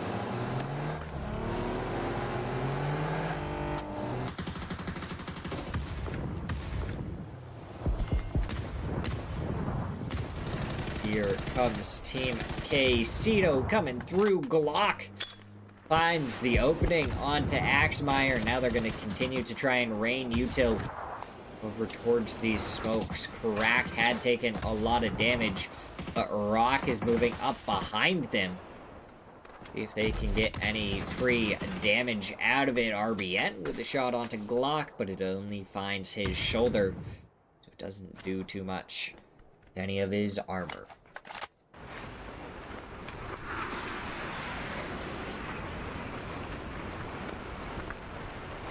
Falcons, what is the play here for you? You're in on the very edge. Do you try and pressure Furia, though? 3-man in that next building over.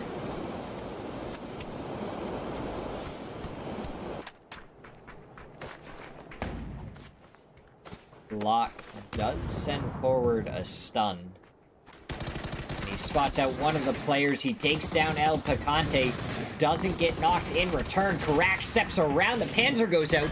Doesn't find anything. Tavon just can't find the angle around the vehicle onto Brand, but it's Haven to get a shot into the back of his head and take down Team Quesito. Team Falcons decided that all that action is when they wanted to try and make a move. That underhand nade over towards one of the players isn't gonna find anything. The blue zone does take down Zakraken. It's just gonna be jump shots going back and forth. Kickstart stunning himself more than anything else. Tiggleton's nade does find Biel. The res going on in the smoke, and it's Kawazine from the side to find a lot of damage, as Tiggleton is just anchoring, trying to do as much damage as possible to all the different teams that he can see.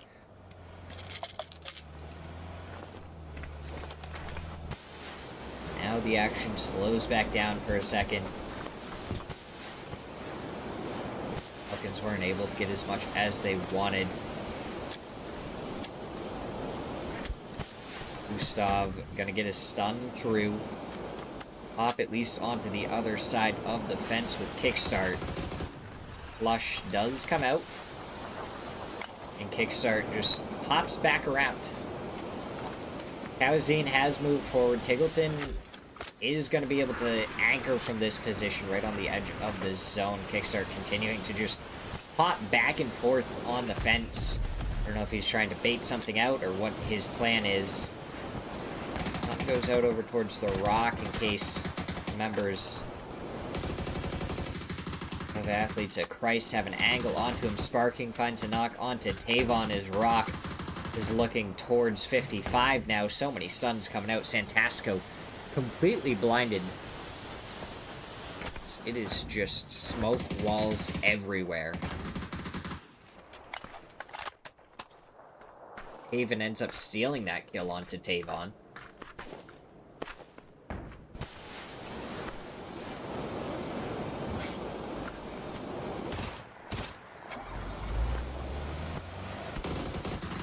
Saw the edge of him, weren't able to find anything. Santasco finds one. Glock gets the trade.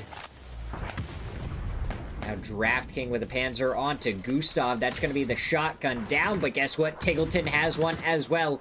Zakraken setting up the folded shield. Gustav, if he can see around the corner, will know exactly where this next player is.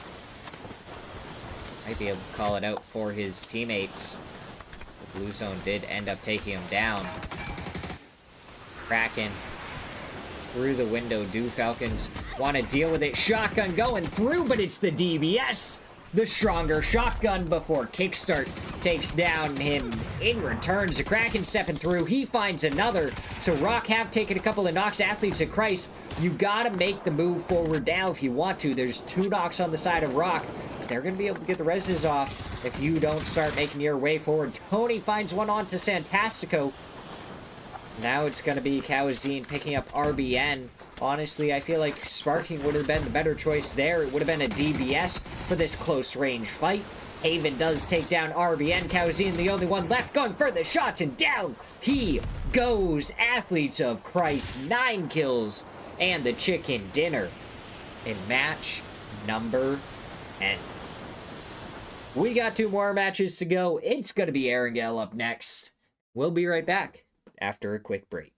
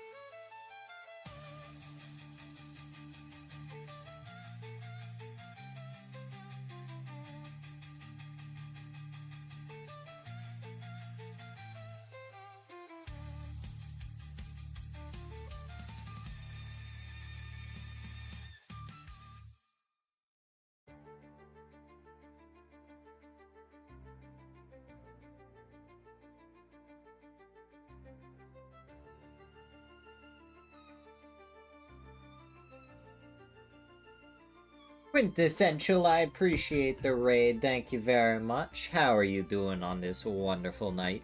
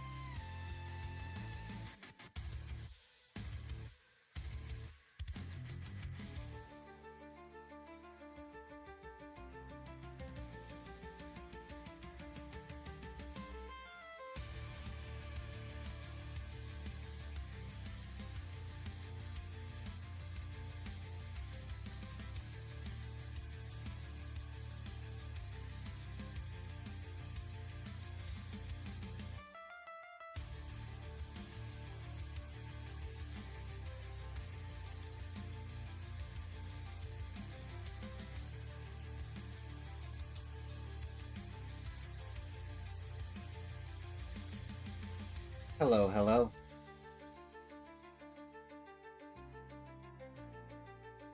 How are you, Lucas? I appreciate you stopping by from Smear Zero.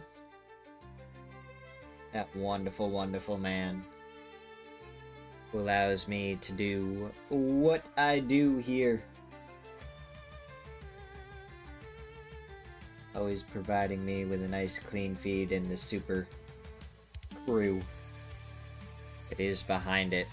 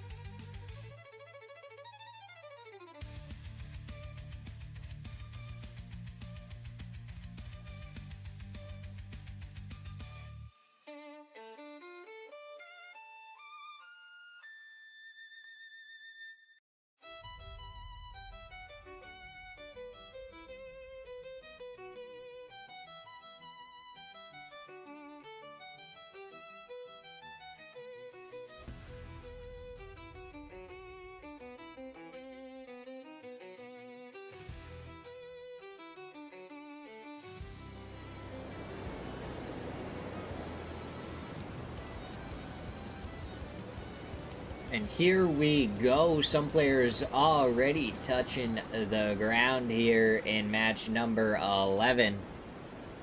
Our penultimate match of the week. Who is going to come out on top in this one? So far we've seen 4 different winners. Very different from yesterday, where we saw one team win 4 times. What are we going to see in this match? Are we going to see a 5th team get a win? Or are we going to see someone else double it up for the day?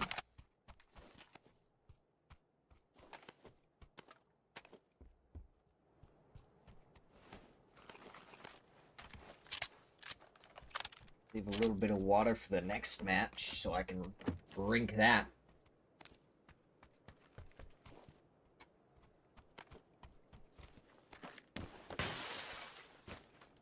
Here we go. Taking a look, I mean, a lot of teams down to the south because of the plane path. We still have those 3 different teams on Military Island. There's nobody up to the north right now because of how far away it was. So Team Liquid have some really good prio up there. Alo already in the cube compound. Tiggleton has been sent forward for Falcons to try and get something going up there.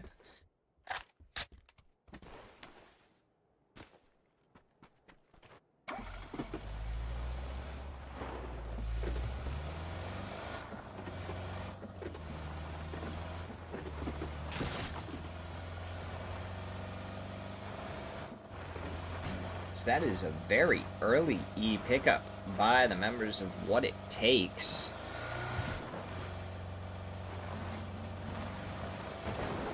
Might be good. It's going to help them avoid any potential bridge camps. They won't have to take like a ferry or anything.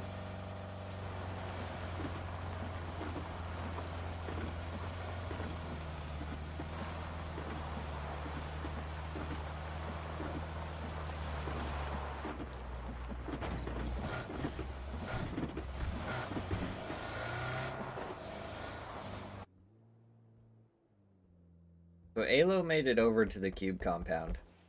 But he has no helmet. Okay, now he has a helmet. He doesn't have a vest, and he has a vector and a barrel. He may have heard something. That member of Toyo. So he's being a little bit careful. Making sure he doesn't get spotted out too early. This is what it means to take pryos sometimes. In these lobbies, if you have one gear and some SMGs and stuff, but you have the opportunity to take prio in the first 2 minutes of the match, sometimes you leave with one gear or no gear and an SMG, and you take that best compound that you can get before anyone else even gets close.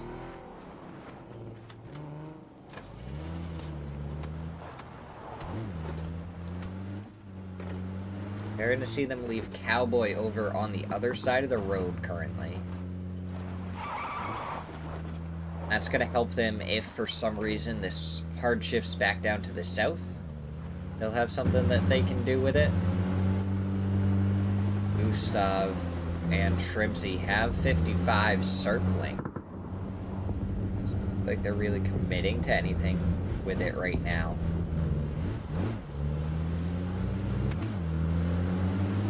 Rack a smoke in hand. Does look like they are just going to drive back off of it. What It Takes, they're going all the way up to the north, so they went all the way from Military Island all the way down, or all the way up to the north.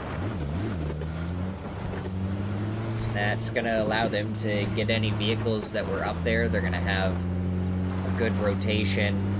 If they need to grab any more loot, they might be able to stop at one of these compounds as well.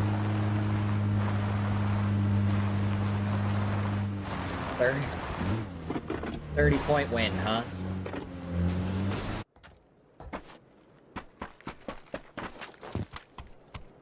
That doesn't even really give them safety yet, either. Because what I'm looking at is you have Team Quesito, No Way, and Euphorix 10 all at 30-something points. So we're probably looking at more of a 45 to 50 point cutoff. Unless those lower teams go out really early, which hasn't been happening. A lot of them have been surviving either into the late game, or they've been picking up 5 or 6 kills every match right now. So, I mean, that gets them to the starting point. If they get that and then they have a match, a decent match in the next one, it's definitely a better position than where they are now. Vox losing that tire is very unfortunate. I mean, he's lost a tire, his other tire is almost popped. Gotta be careful not to spin out here. As Athletes of Christ are taking the compound he was thinking about going to. Now he has to go somewhere else, and, well, I don't really know where he's planning on going, because his team is over by Boatyard.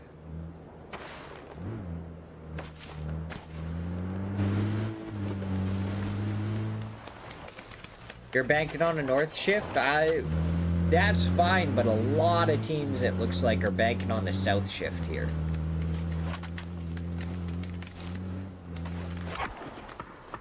Why do I only see like 3 members for Team Liquid? Also, after such a dominant day number 1, they now have 2 teams right on their heels with Rock and Furia both just a few points away. Fair enough. You're already thinking like a caster. The most catastrophic scenario for all the players is the most entertaining and fun to cast. Because you just don't know what's going to happen and it turns into constant mayhem and action.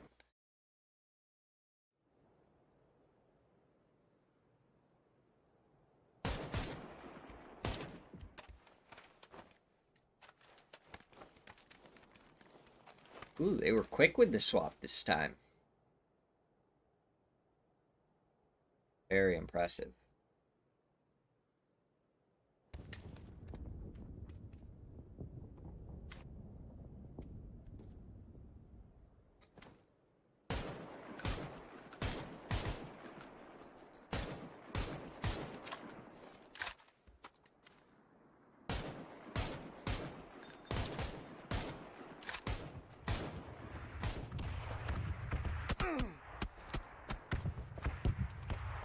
So Team Liquid at some point lost Alo. I don't know how that happened. I don't know when that happened, but it did happen. I guess I just didn't see it. And from the looks of it, he's going to be the only player that dies before the 10-minute mark.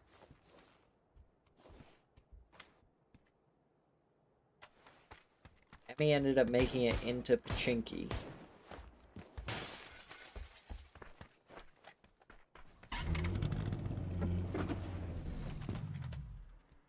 And, well, that doesn't look very much like a north shift to me.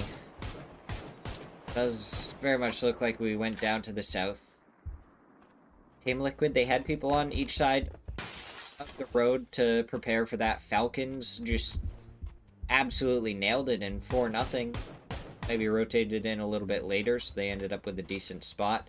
It's like Glock and Gabru going to be crashing onto Sweezy. He's just going to back right on out of there. What it takes, we're up towards Plains.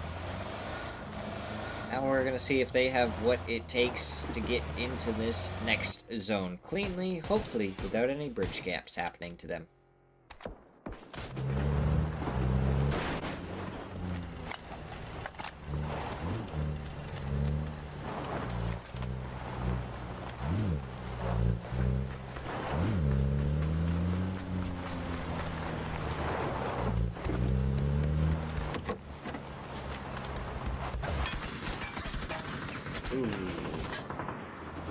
Vinny ended up taking a headshot as he drove a little bit too close to the members of Athletes of Christ. Luckily, it's just that one headshot that he took. He's going to be able to finish his rotation just fine. The rest of Bestia maybe stopping up for just a second, waiting for a call out from him saying that it is safe to go somewhere.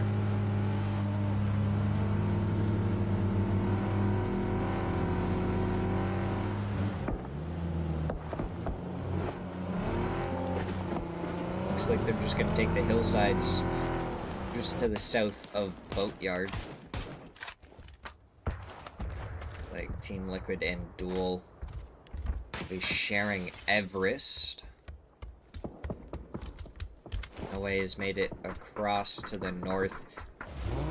What it takes went a little bit further to the west to take that bridge, so they don't have to worry about any bridge camps. Emmy still in Pachinki after he got separated from the rest of his team.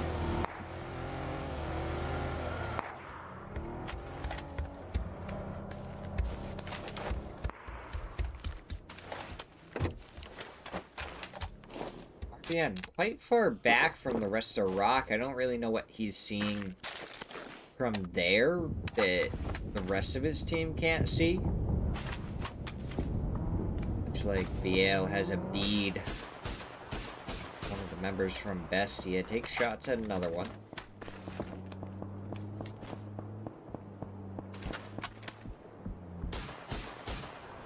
the members of Bestia do try and get on out of there. They're gonna do that just fine. Close in. About to end phase number 2. Should just be another 10 seconds.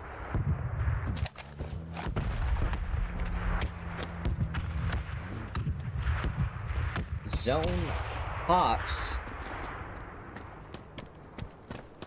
Sharp Shot is looking down the hillside towards where Sneak Attack pulled up, and we go down to the southeast. We are getting kind of the most boring rotation, or boring pulls that we could possibly get. No IGLing for you. It's okay. At least you accept that, that the IGL life isn't for you. But you want the pain and suffering for all the players, so, like... casting life is always a possibility. As it looks like the Wolves do want to pull up on this. Wheezy goes down to Flood, who then just backs right off. Doesn't seem like they want to commit to any fight. They got their kill and they get out of there. And sometimes that's the most impressive thing that you can do.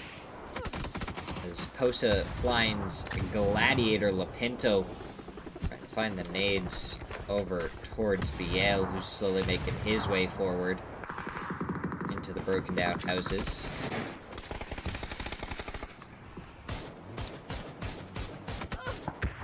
And they may not make it into the circle, but at the very least, they got at least a point.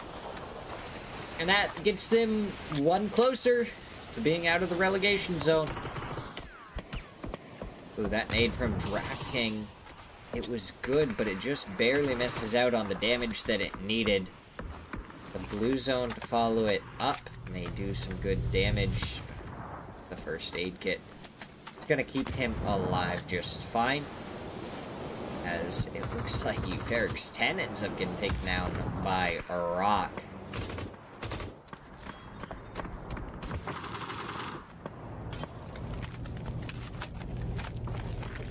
What it takes, they're in on the edge of the zone. They're proving you a little bit wrong.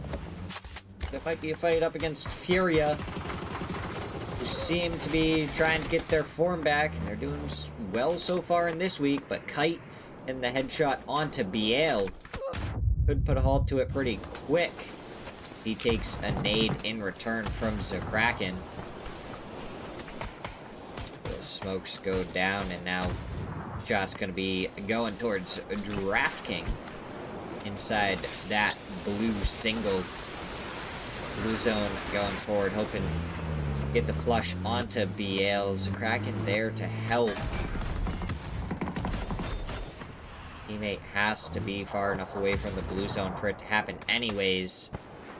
As that nade finds even more damage. Draft King, it's taken down to about half from Sneak Attack Spray.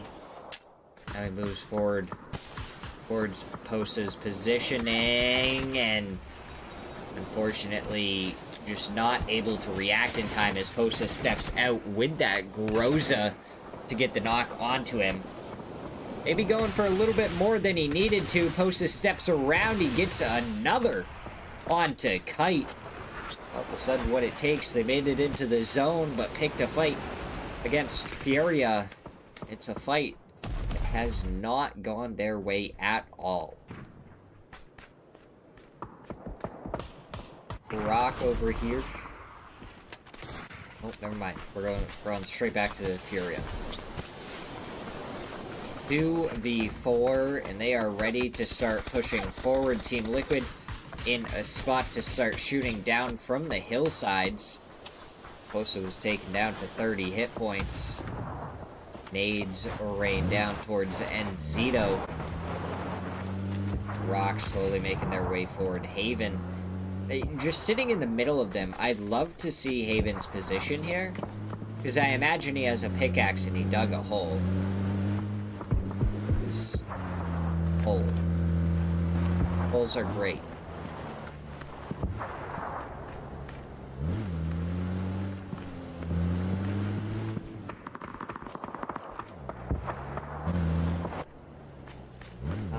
happening with this fight, though. It's just RBN really driving his vehicle around a bunch. Yeah. See, look at the shrubbery around this hole. Like, it still blends in because you still have grass and everything around here, so it's not super obvious that there's a hole right here. And he just sees everything.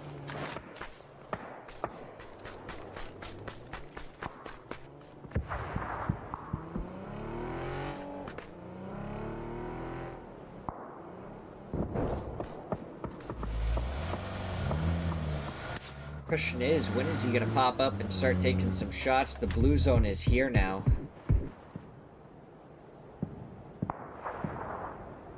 I have to prep and throw the nade. Kawazine still sitting in the blue zone behind him.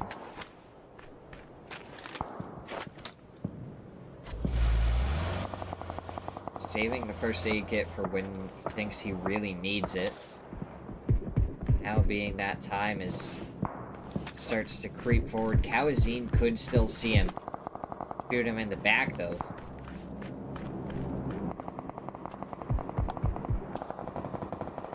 Haven just looking towards him on the backside. Wow, that kill feed just exploded, and there we go. Kawazine does end up shooting him in the back. They might look at the replay on that to go like, where the heck did this boy come from? Just to see that. Team Liquid, they got some kills, but down they go. 12th place is all they get. The kill feed continues to go crazy. Furia gets eliminated by Bestia. Vinny gets the nade onto Posa. LFP1 doing whatever he can. Misses the shots onto Sparking, and that could spell trouble for Athletes of Christ going forward. It seemed like Toyo decided they might want to help out the Athletes of Christ just a little bit.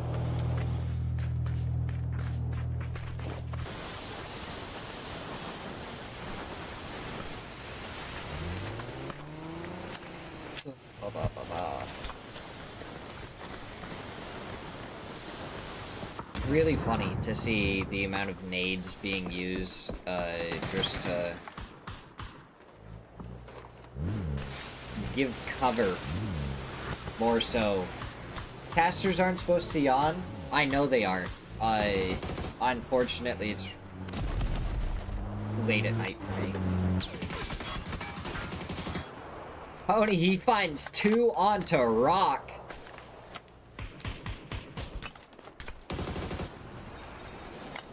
And I don't have another caster to pick it up in between, so you can also see me. I should just get rid of my camera. You won't be able to tell if I yawn then. You'll never know. El Picante getting the knock onto Kickstart, and now Falcons are gonna know that this team is over here. Gustav gets the knock onto El Picante. Some more util in return. That's gonna be a stun coming up and over. Falcons have to try and make the move now. That blue zone is coming in. 2 seconds, 1 second on the res in the blue zone. Right on their heels. They just have to start making their way forward.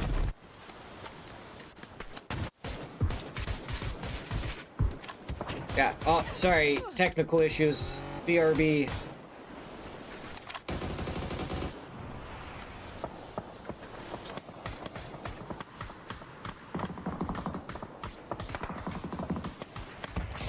Duel is just sitting there down in the gaps right now. Sure, they've created plenty of holes and divots. We've seen Wooly sit there for almost an entire match and dig out the ginormous trench as the fight kicks off again between Falcons and Team K-Cito. Grimsey gets the knock as Tiggleton gets the flush onto Axmeyer. That's some shots from Kickstart. He would have just shot a couple more.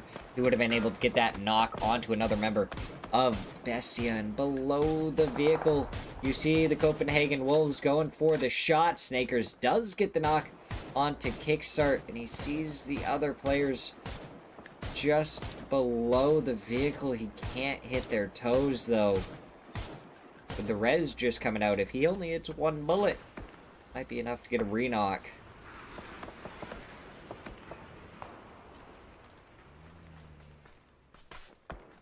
I just gotta stop talking every once in a while, and when I stop talking, I gotta remember to just really sit here and breathe. That way I catch my breath and I don't run out of oxygen. Then I won't need to yawn. Rimsey, you're not gonna be able to sit here for very long. Gustav, Kickstart going down. And there goes Shrimsy. Tavon finds a headshot. One player remains. Tiggleton. What can he do as the last remaining Falcon player? Couple of shots from Vinny in the back, and down he goes. 55 PD sitting in the middle. It's gonna be looking great.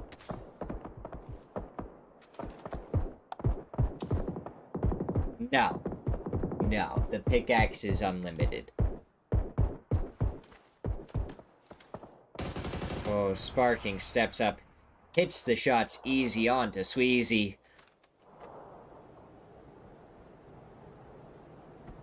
And he just goes down to the blue zone. It's a 2-point swing, though, for Sparking. It's not like he's getting just 1 point out of that kill. It also gets him 6th place, which is an extra placement point.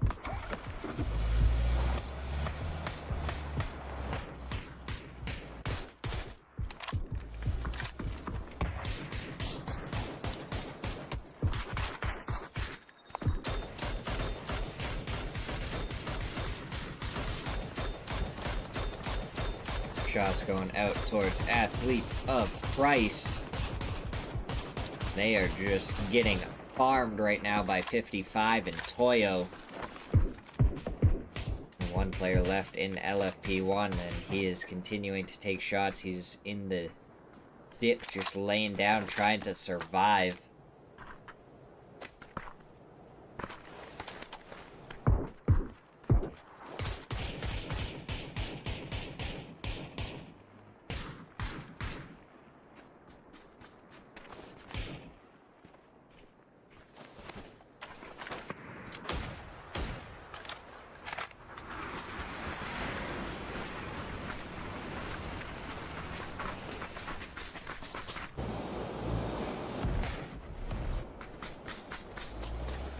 Oh, where do you even go for this?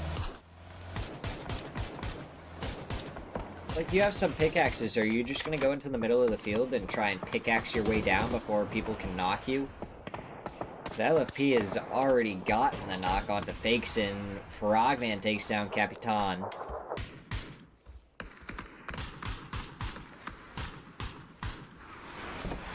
LFP1 taking even more damage, as I think almost every team in the lobby is looking over towards him.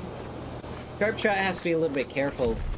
Not having a helmet could spell a very quick demise for him. Fakeson somehow still alive. I think he's gonna need a re-smoke.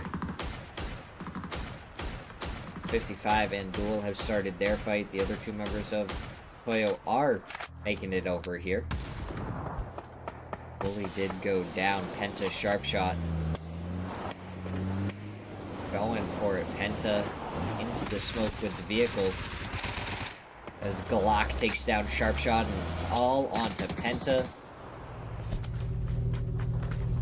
As soon as Penta goes down, it's going to be 3 teams up. 4 players apiece. Bestia, Toyo, and 55. As Duel gets eliminated.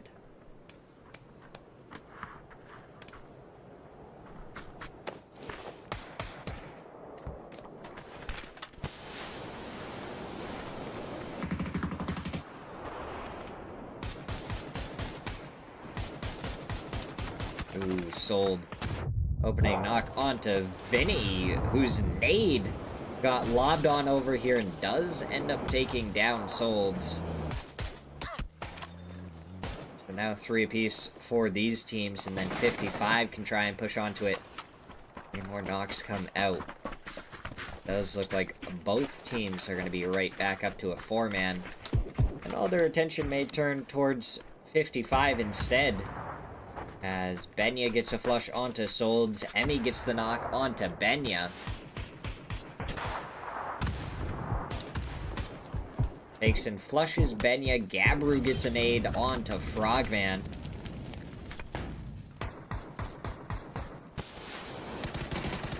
And Vinny picks up a couple of clean shots onto Gabru, takes him down. Ooh, Pippa back here sitting on a Groza, some 3 gear. While Vinny doesn't even have a working vest.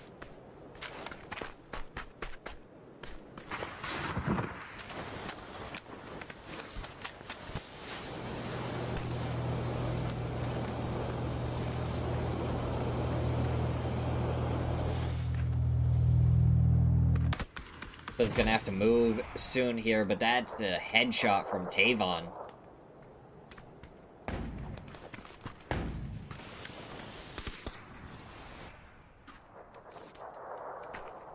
Problem is I can't breathe through my nose right now as Karak takes down Pippa. Emmy steals the kill away. 3v2.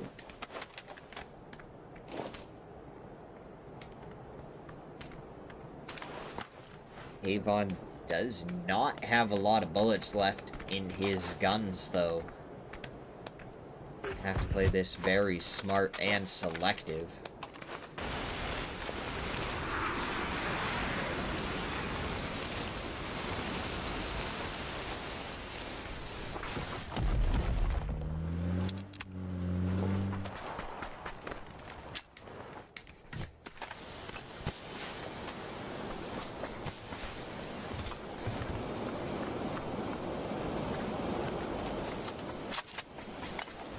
More smokes going out, just guaranteeing that Bestia is not going to be able to see anything.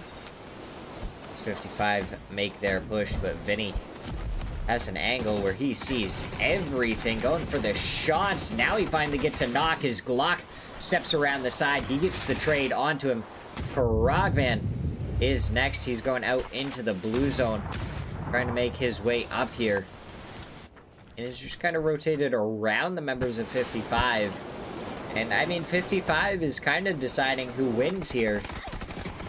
As Emmy takes down Frogman, and that's the 5th kill for him. The only kills that Toyo has so far in this match. Faison laying down in a crater right near the smoke. Emmy goes down to Tavon. 4x ray from Capitan. Doesn't really get anything. Faison does find 1. Now it's a 1v2. Shots go out. Capitan connects. And Toyo wins it with 8 kills in match number 11. We have 1 final Erangel to go. We will see where our teams end up. Who ends up getting relegated? Who's gonna show up from Division 2 for next week? So we'll go to a quick break and be right back.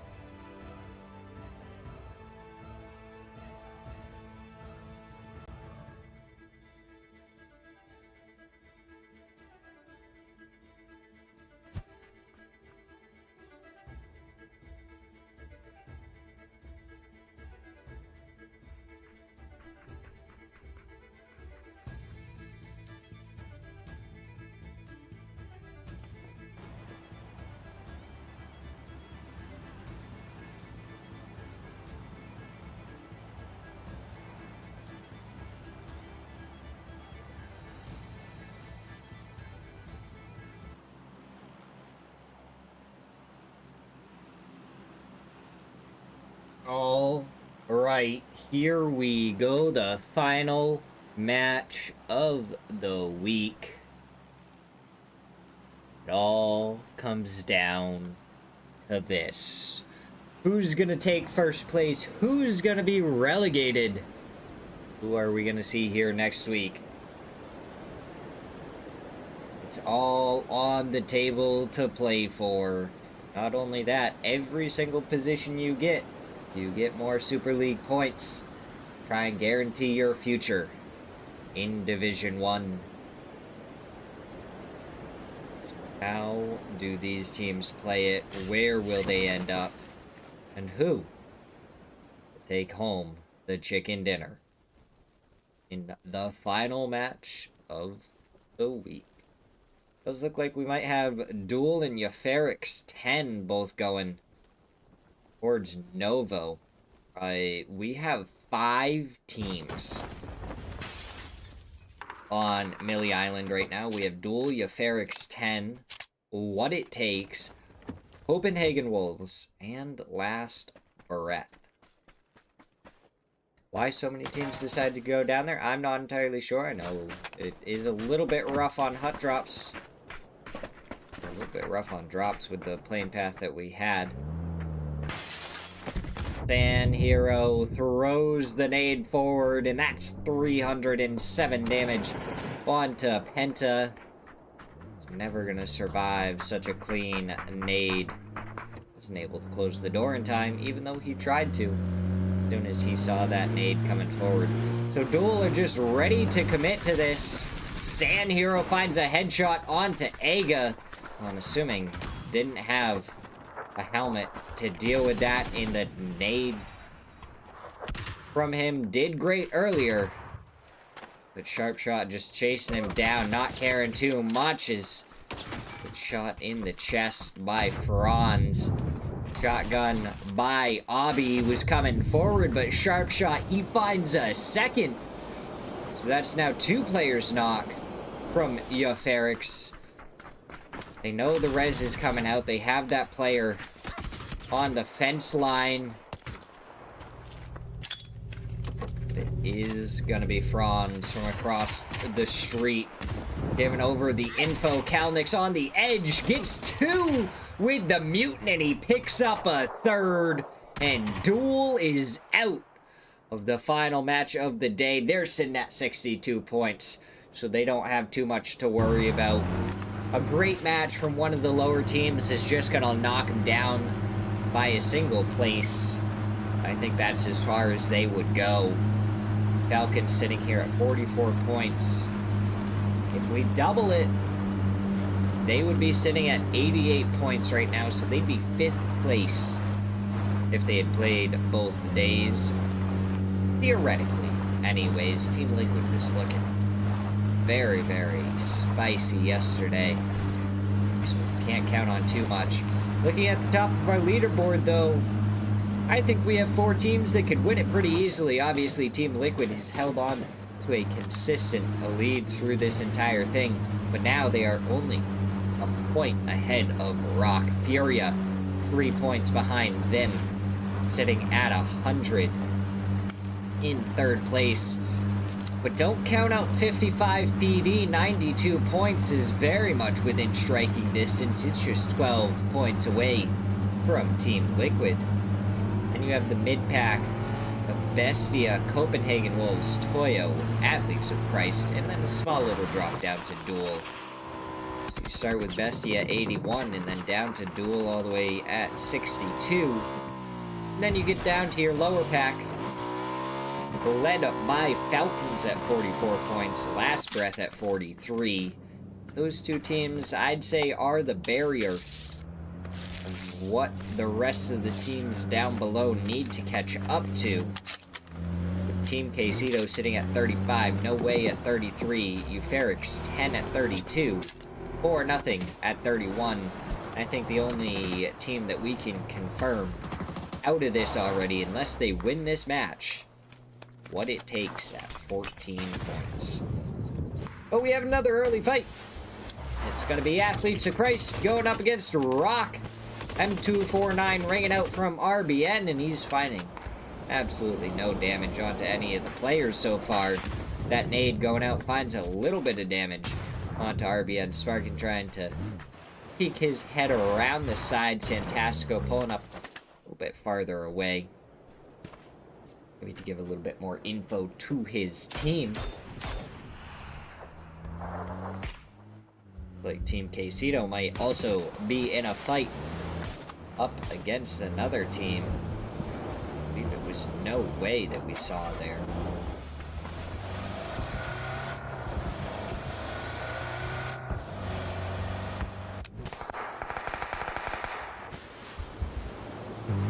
Team Quesito and No Way Brand got a flush onto DNL. Barking is ready and waiting with this nade. He moves from where he was, bounces the nade off of LFP1's head, and gets the knock with it. A follow-up nade finds Fauna, so that's already 2 players down. Tony stuck in this spot, getting stared at by RBN. Haven goes down to Kawazine. Santastico is found by Tony. RBN needs to go for the shots, isn't able to find him, but Sparking peeks around the corner and takes him down. Athletes of Christ taken down 15th place.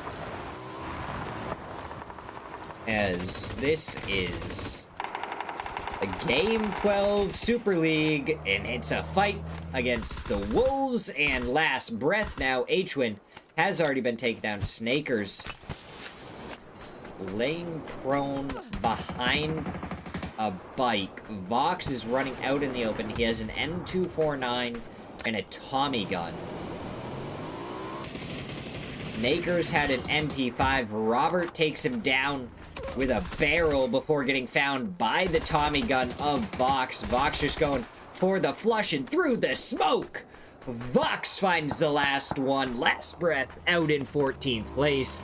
4-0. In a fight on Death Road up against Team Liquid. Halo finds the knock onto Sweezy. The Wolves are found shortly afterward by Bestia.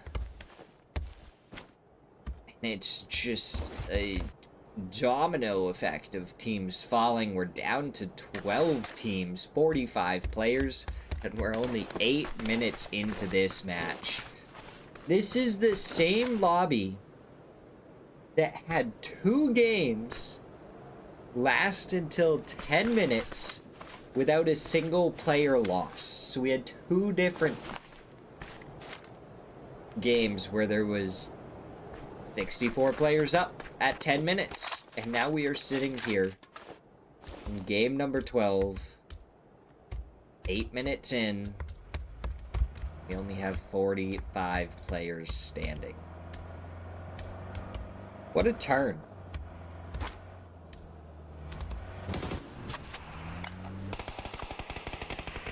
Pippa is driving through, and San Hero finds the shots onto him as well. It's Kawazine that steals it away, so Euphorix 10 doesn't even get that point, and they are in a desperate need of points. They did get the hut drop kills onto Duel, which is helpful, and No Way is getting taken down by Team Quesito right now. Just means that they are going to have to try and make sure to get 4-0 out of this lobby as early as possible.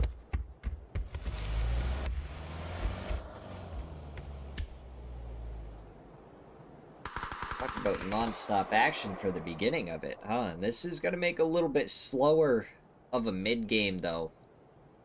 We still have some teams inside the blue zone. It's definitely going to slow us down a little bit, because there's just going to be way more open space for people to play.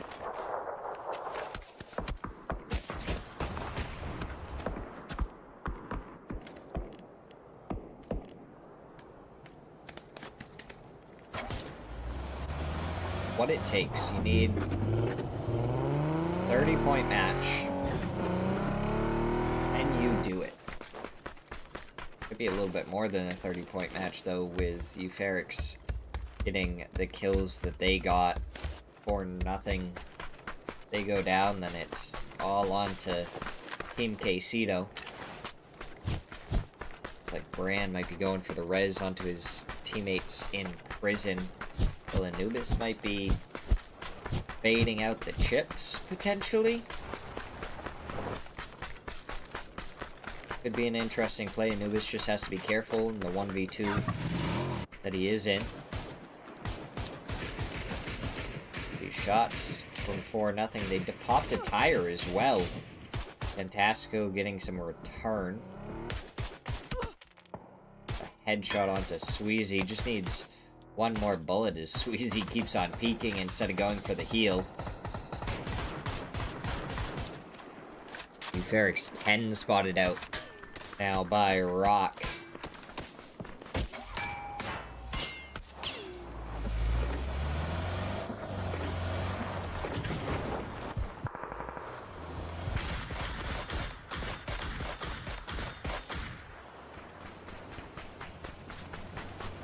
Ooh, did Bestia also spot them out?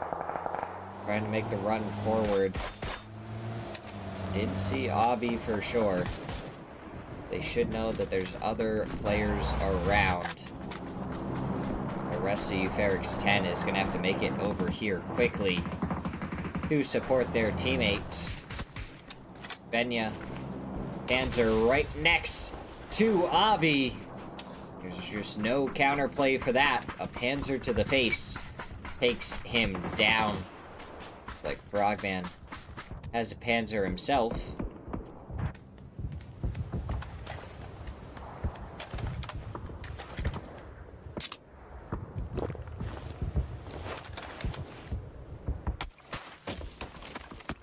Ooh. Halo getting the knock onto Gladiator spells a little bit of trouble for No Way here. At apartments, there's plenty of spots to hide, so Team Liquid may not be super willing to go for this crash, but now it does look like they are committing. Pinto was staying down here, but now he does decide that playing from the staircase might be the better option. Nades and Molotovs going to be used to stall for some time. I feel like with the Molotov down, you didn't really need to throw that nade that early.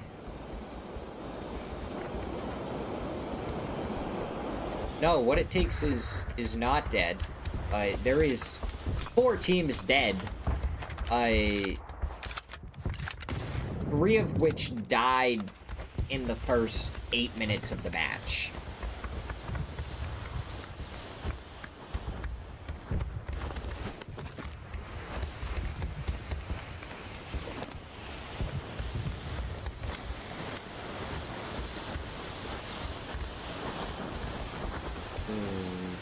Bestia now eliminated by Rock, so we lost 2 of the members of Ferrex 10, and now Bestia goes down. Rock picking up plenty of kills. They are making the push to get that first place.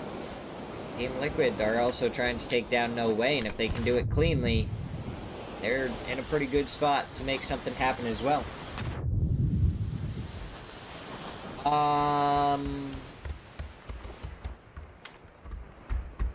4-0 Team Quesito.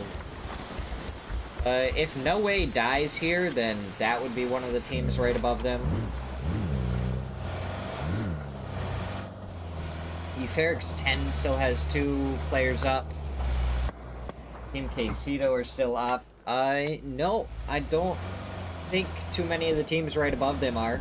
I think they would need like a 35 to 40 point win, though, in order to get to the bar that Team Quesito and Ferrex 10 have set.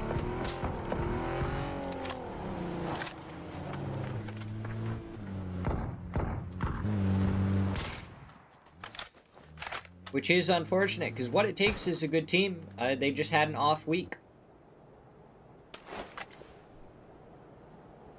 Sometimes that's all it takes to get demoted down into Division 2. And then you see them dominate, and they'll be right back up into Division 1.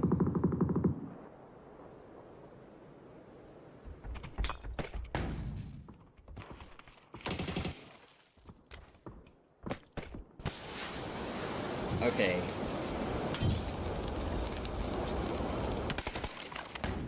Molotov doesn't go off. The gas can getting popped. Did good work. Does get the knock on Cowboy, but Alo is able to get far enough away to not get hit by fire, so he survives just fine.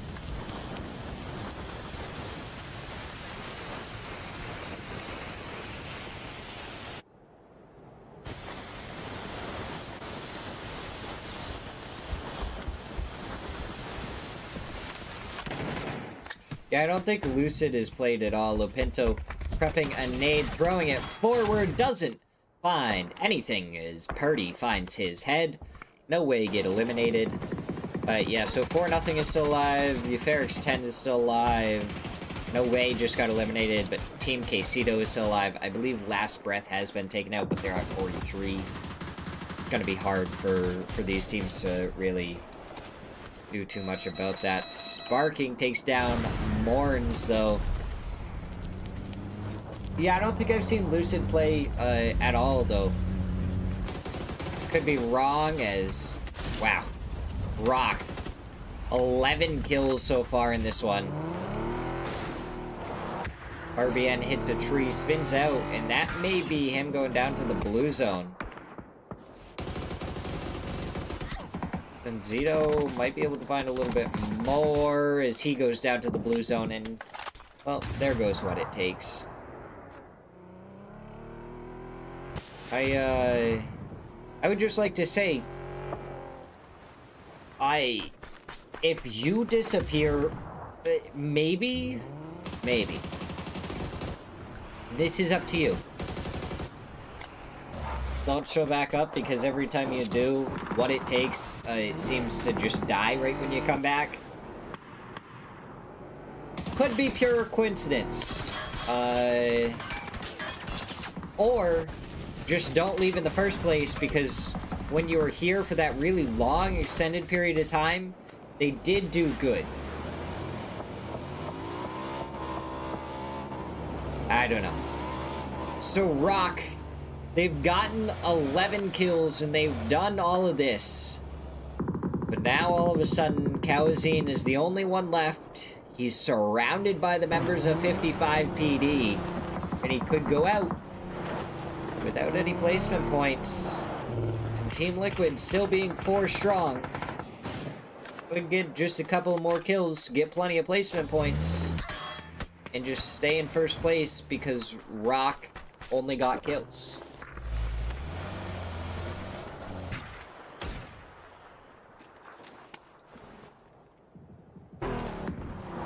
That's true, Wyvern. That's true. You have a very, very strong point there.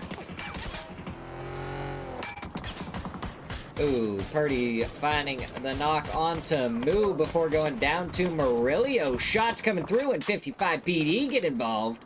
Cowboy does find one onto Moo. Confirms that flush as you see Falcons in the kill feed as well. Taking care of Euphorix 10. All of a sudden, I mean, Team Liquid, I was talking them up. They just get a couple of placement points. They'll be looking good. Cowboy, good headshot there onto Murillo. Wasn't able to find the follow-up shot, though. Ooh, Purdy, just a little bit too far. Down he goes. Alo and Cowboy gonna be all that's left. Ooh, shots going out. Murillo connecting very well onto Gabru. Liquid still have to make their way in. We have 26 players alive, 9 teams left.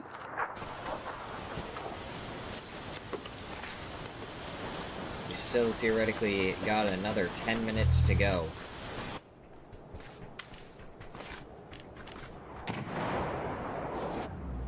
Myself one final sip of water for the end game. Gustav picks up the bike and starts driving away as Kalnix finds a knock on to Axmeyer. I'd have to double check and see how many Team Quesito has for kills. They might have just done enough to make it through and stay in Division 1 for the following week. Ferrix 10 also had a decent start, and that's another kill. They'll get a placement point. Oh wait, Ferrix 10 goes down to Team Quesito there. They lose out on the placement point.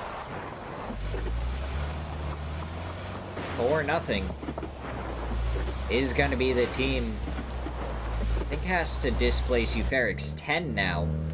So they got more kills than No Way did before No Way went out. Sold getting a knock onto Anubis.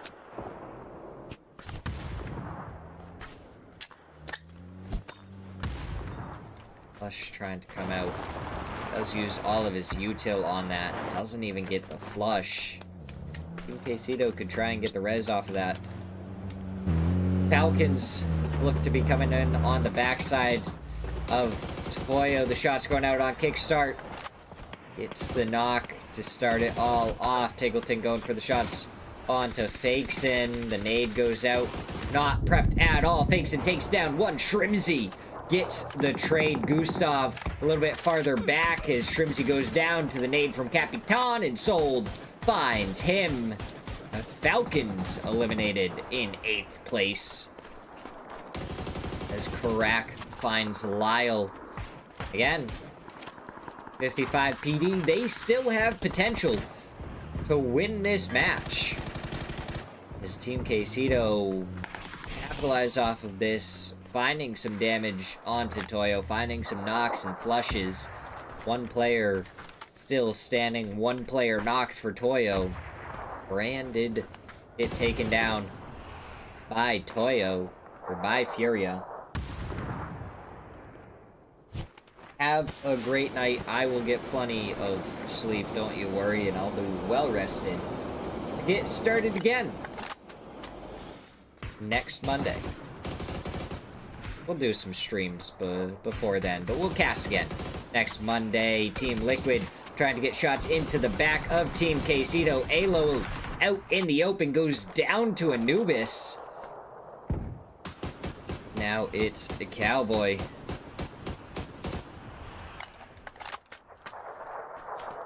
Is spotted out by Anubis. The bullet does connect. One might have been from Furia. They're turning their attention over to 55 PD though. That nade from Anubis, long range and on point to take down Team Liquid. Did they do enough to keep their first place spot? Is Rock gonna take it away from them? If 55 might be able to clean up these players, can they steal it away? Oh, Fury is still alive, and they have the chance to take that top spot with a clean win the rest of this match.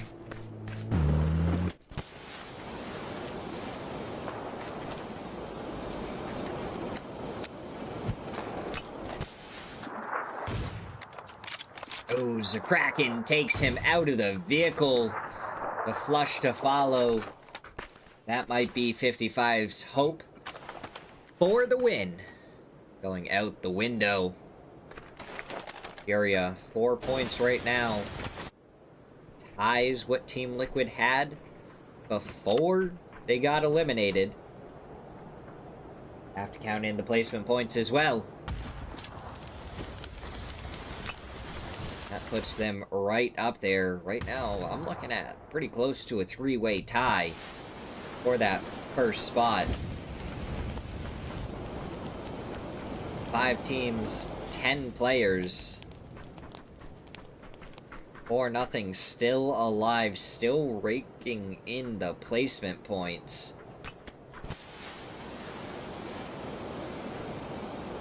Is it going to be enough to dislodge No Way?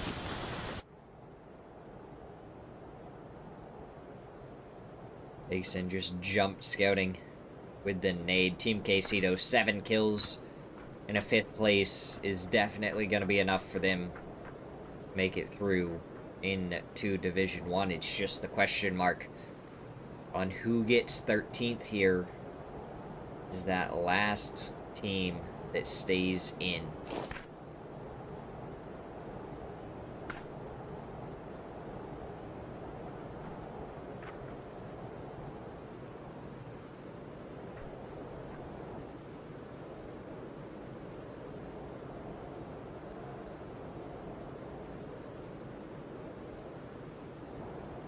Everyone is just playing this so quietly.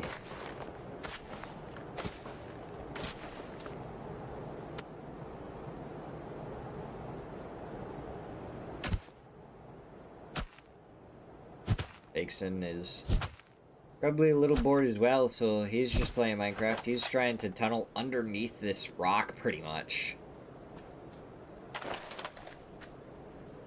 Tones was asking about being able to tunnel. I guess if you use a rock, you might be able to.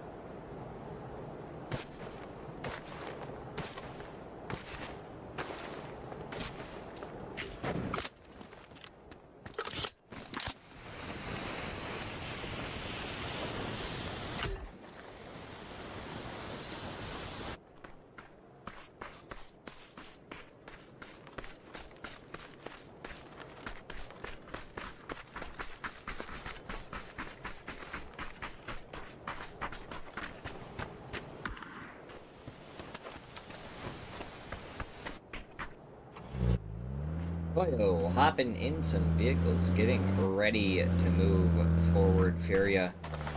They all had pickaxes, or at least swapped them around, and they've all dug themselves into holes. 10 seconds away. There's a hole here. Oh, Fakeson.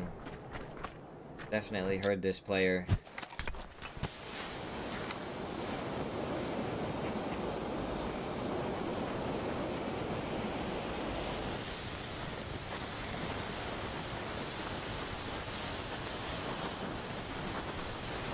It's just gonna turn into trench warfare.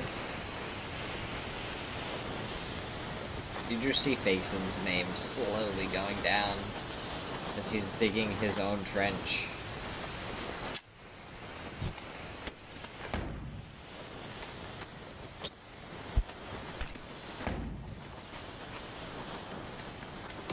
Gabru did get a good stun off. Now he's going for the shots, and he does take him down before getting traded right away by Capitan. 4v2, v2, v1. That's Team Quesito doesn't want Fakeson to get back up on his feet, and they push over here. Blue Zone's in, Stun's getting ready to go out. Draft King takes down Anubis, though. Takes down El Picante. They see Murillo. They go for the shots. Down he goes, and now it's a 4v2. Fakeson should get back up on his feet. I'm sure Furia knows exactly where these players are, and they're going to start getting involved. Fakeson gets re-knocked immediately to a nade. Capitan has gone far off to the right, was spotted out based on those nades immediately going over towards his direction. All Furia have to do, find a couple of shots. They run forward, down he goes, and it's 9 kills in the chicken dinner for Furia.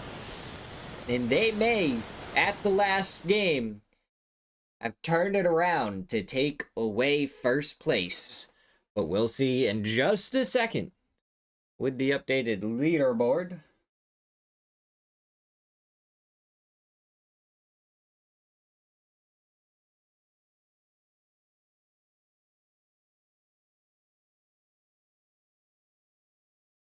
Should be just a second until it pops up. Here we go. 4 points is what they clear Rock by. because Rock was able to get 5 points ahead of Team Liquid. So Furia win it, Rock in second, and Team Liquid gets third. 55 PD was able to break 100 points. Right on the nose, Team Falcons end with 47. You double it, they would have ended up in 5th place. Not a bad day for them. Only playing one day.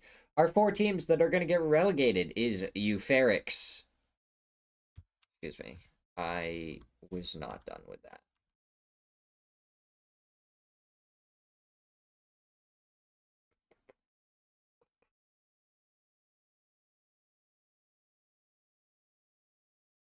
No.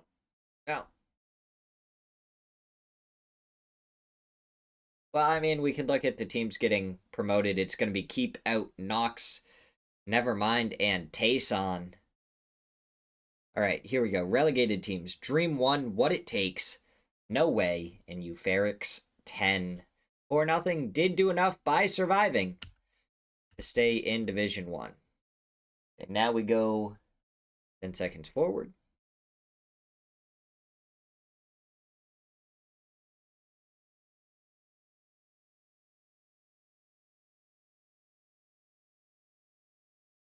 Why? My computer's so slow with this.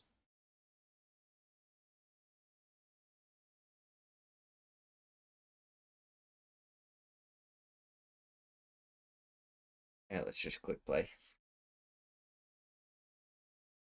Keep Out, Nox, Nevermind, Tayson are the teams that are going to get promoted that we're going to see inside of the first division next week. Surprised, overpowered, aka they were in that promotion zone for quite a bit. They end up falling just outside of it. Now we're just going to check on Division 3 real quick. I want to see what Dots did, and then we're going to go to Ed. Dots, by 1 point, make it up into the second division. We'll have to see what they can do right alongside Team Fate, Tempest, and Team STR. Seventel is a team that we've seen in the first division before. We're going to be all the way down in the 4th division next week. But that is where we end it today. Thank you guys so much for stopping by. I hope you have a wonderful rest of your night, and I'll see you next time.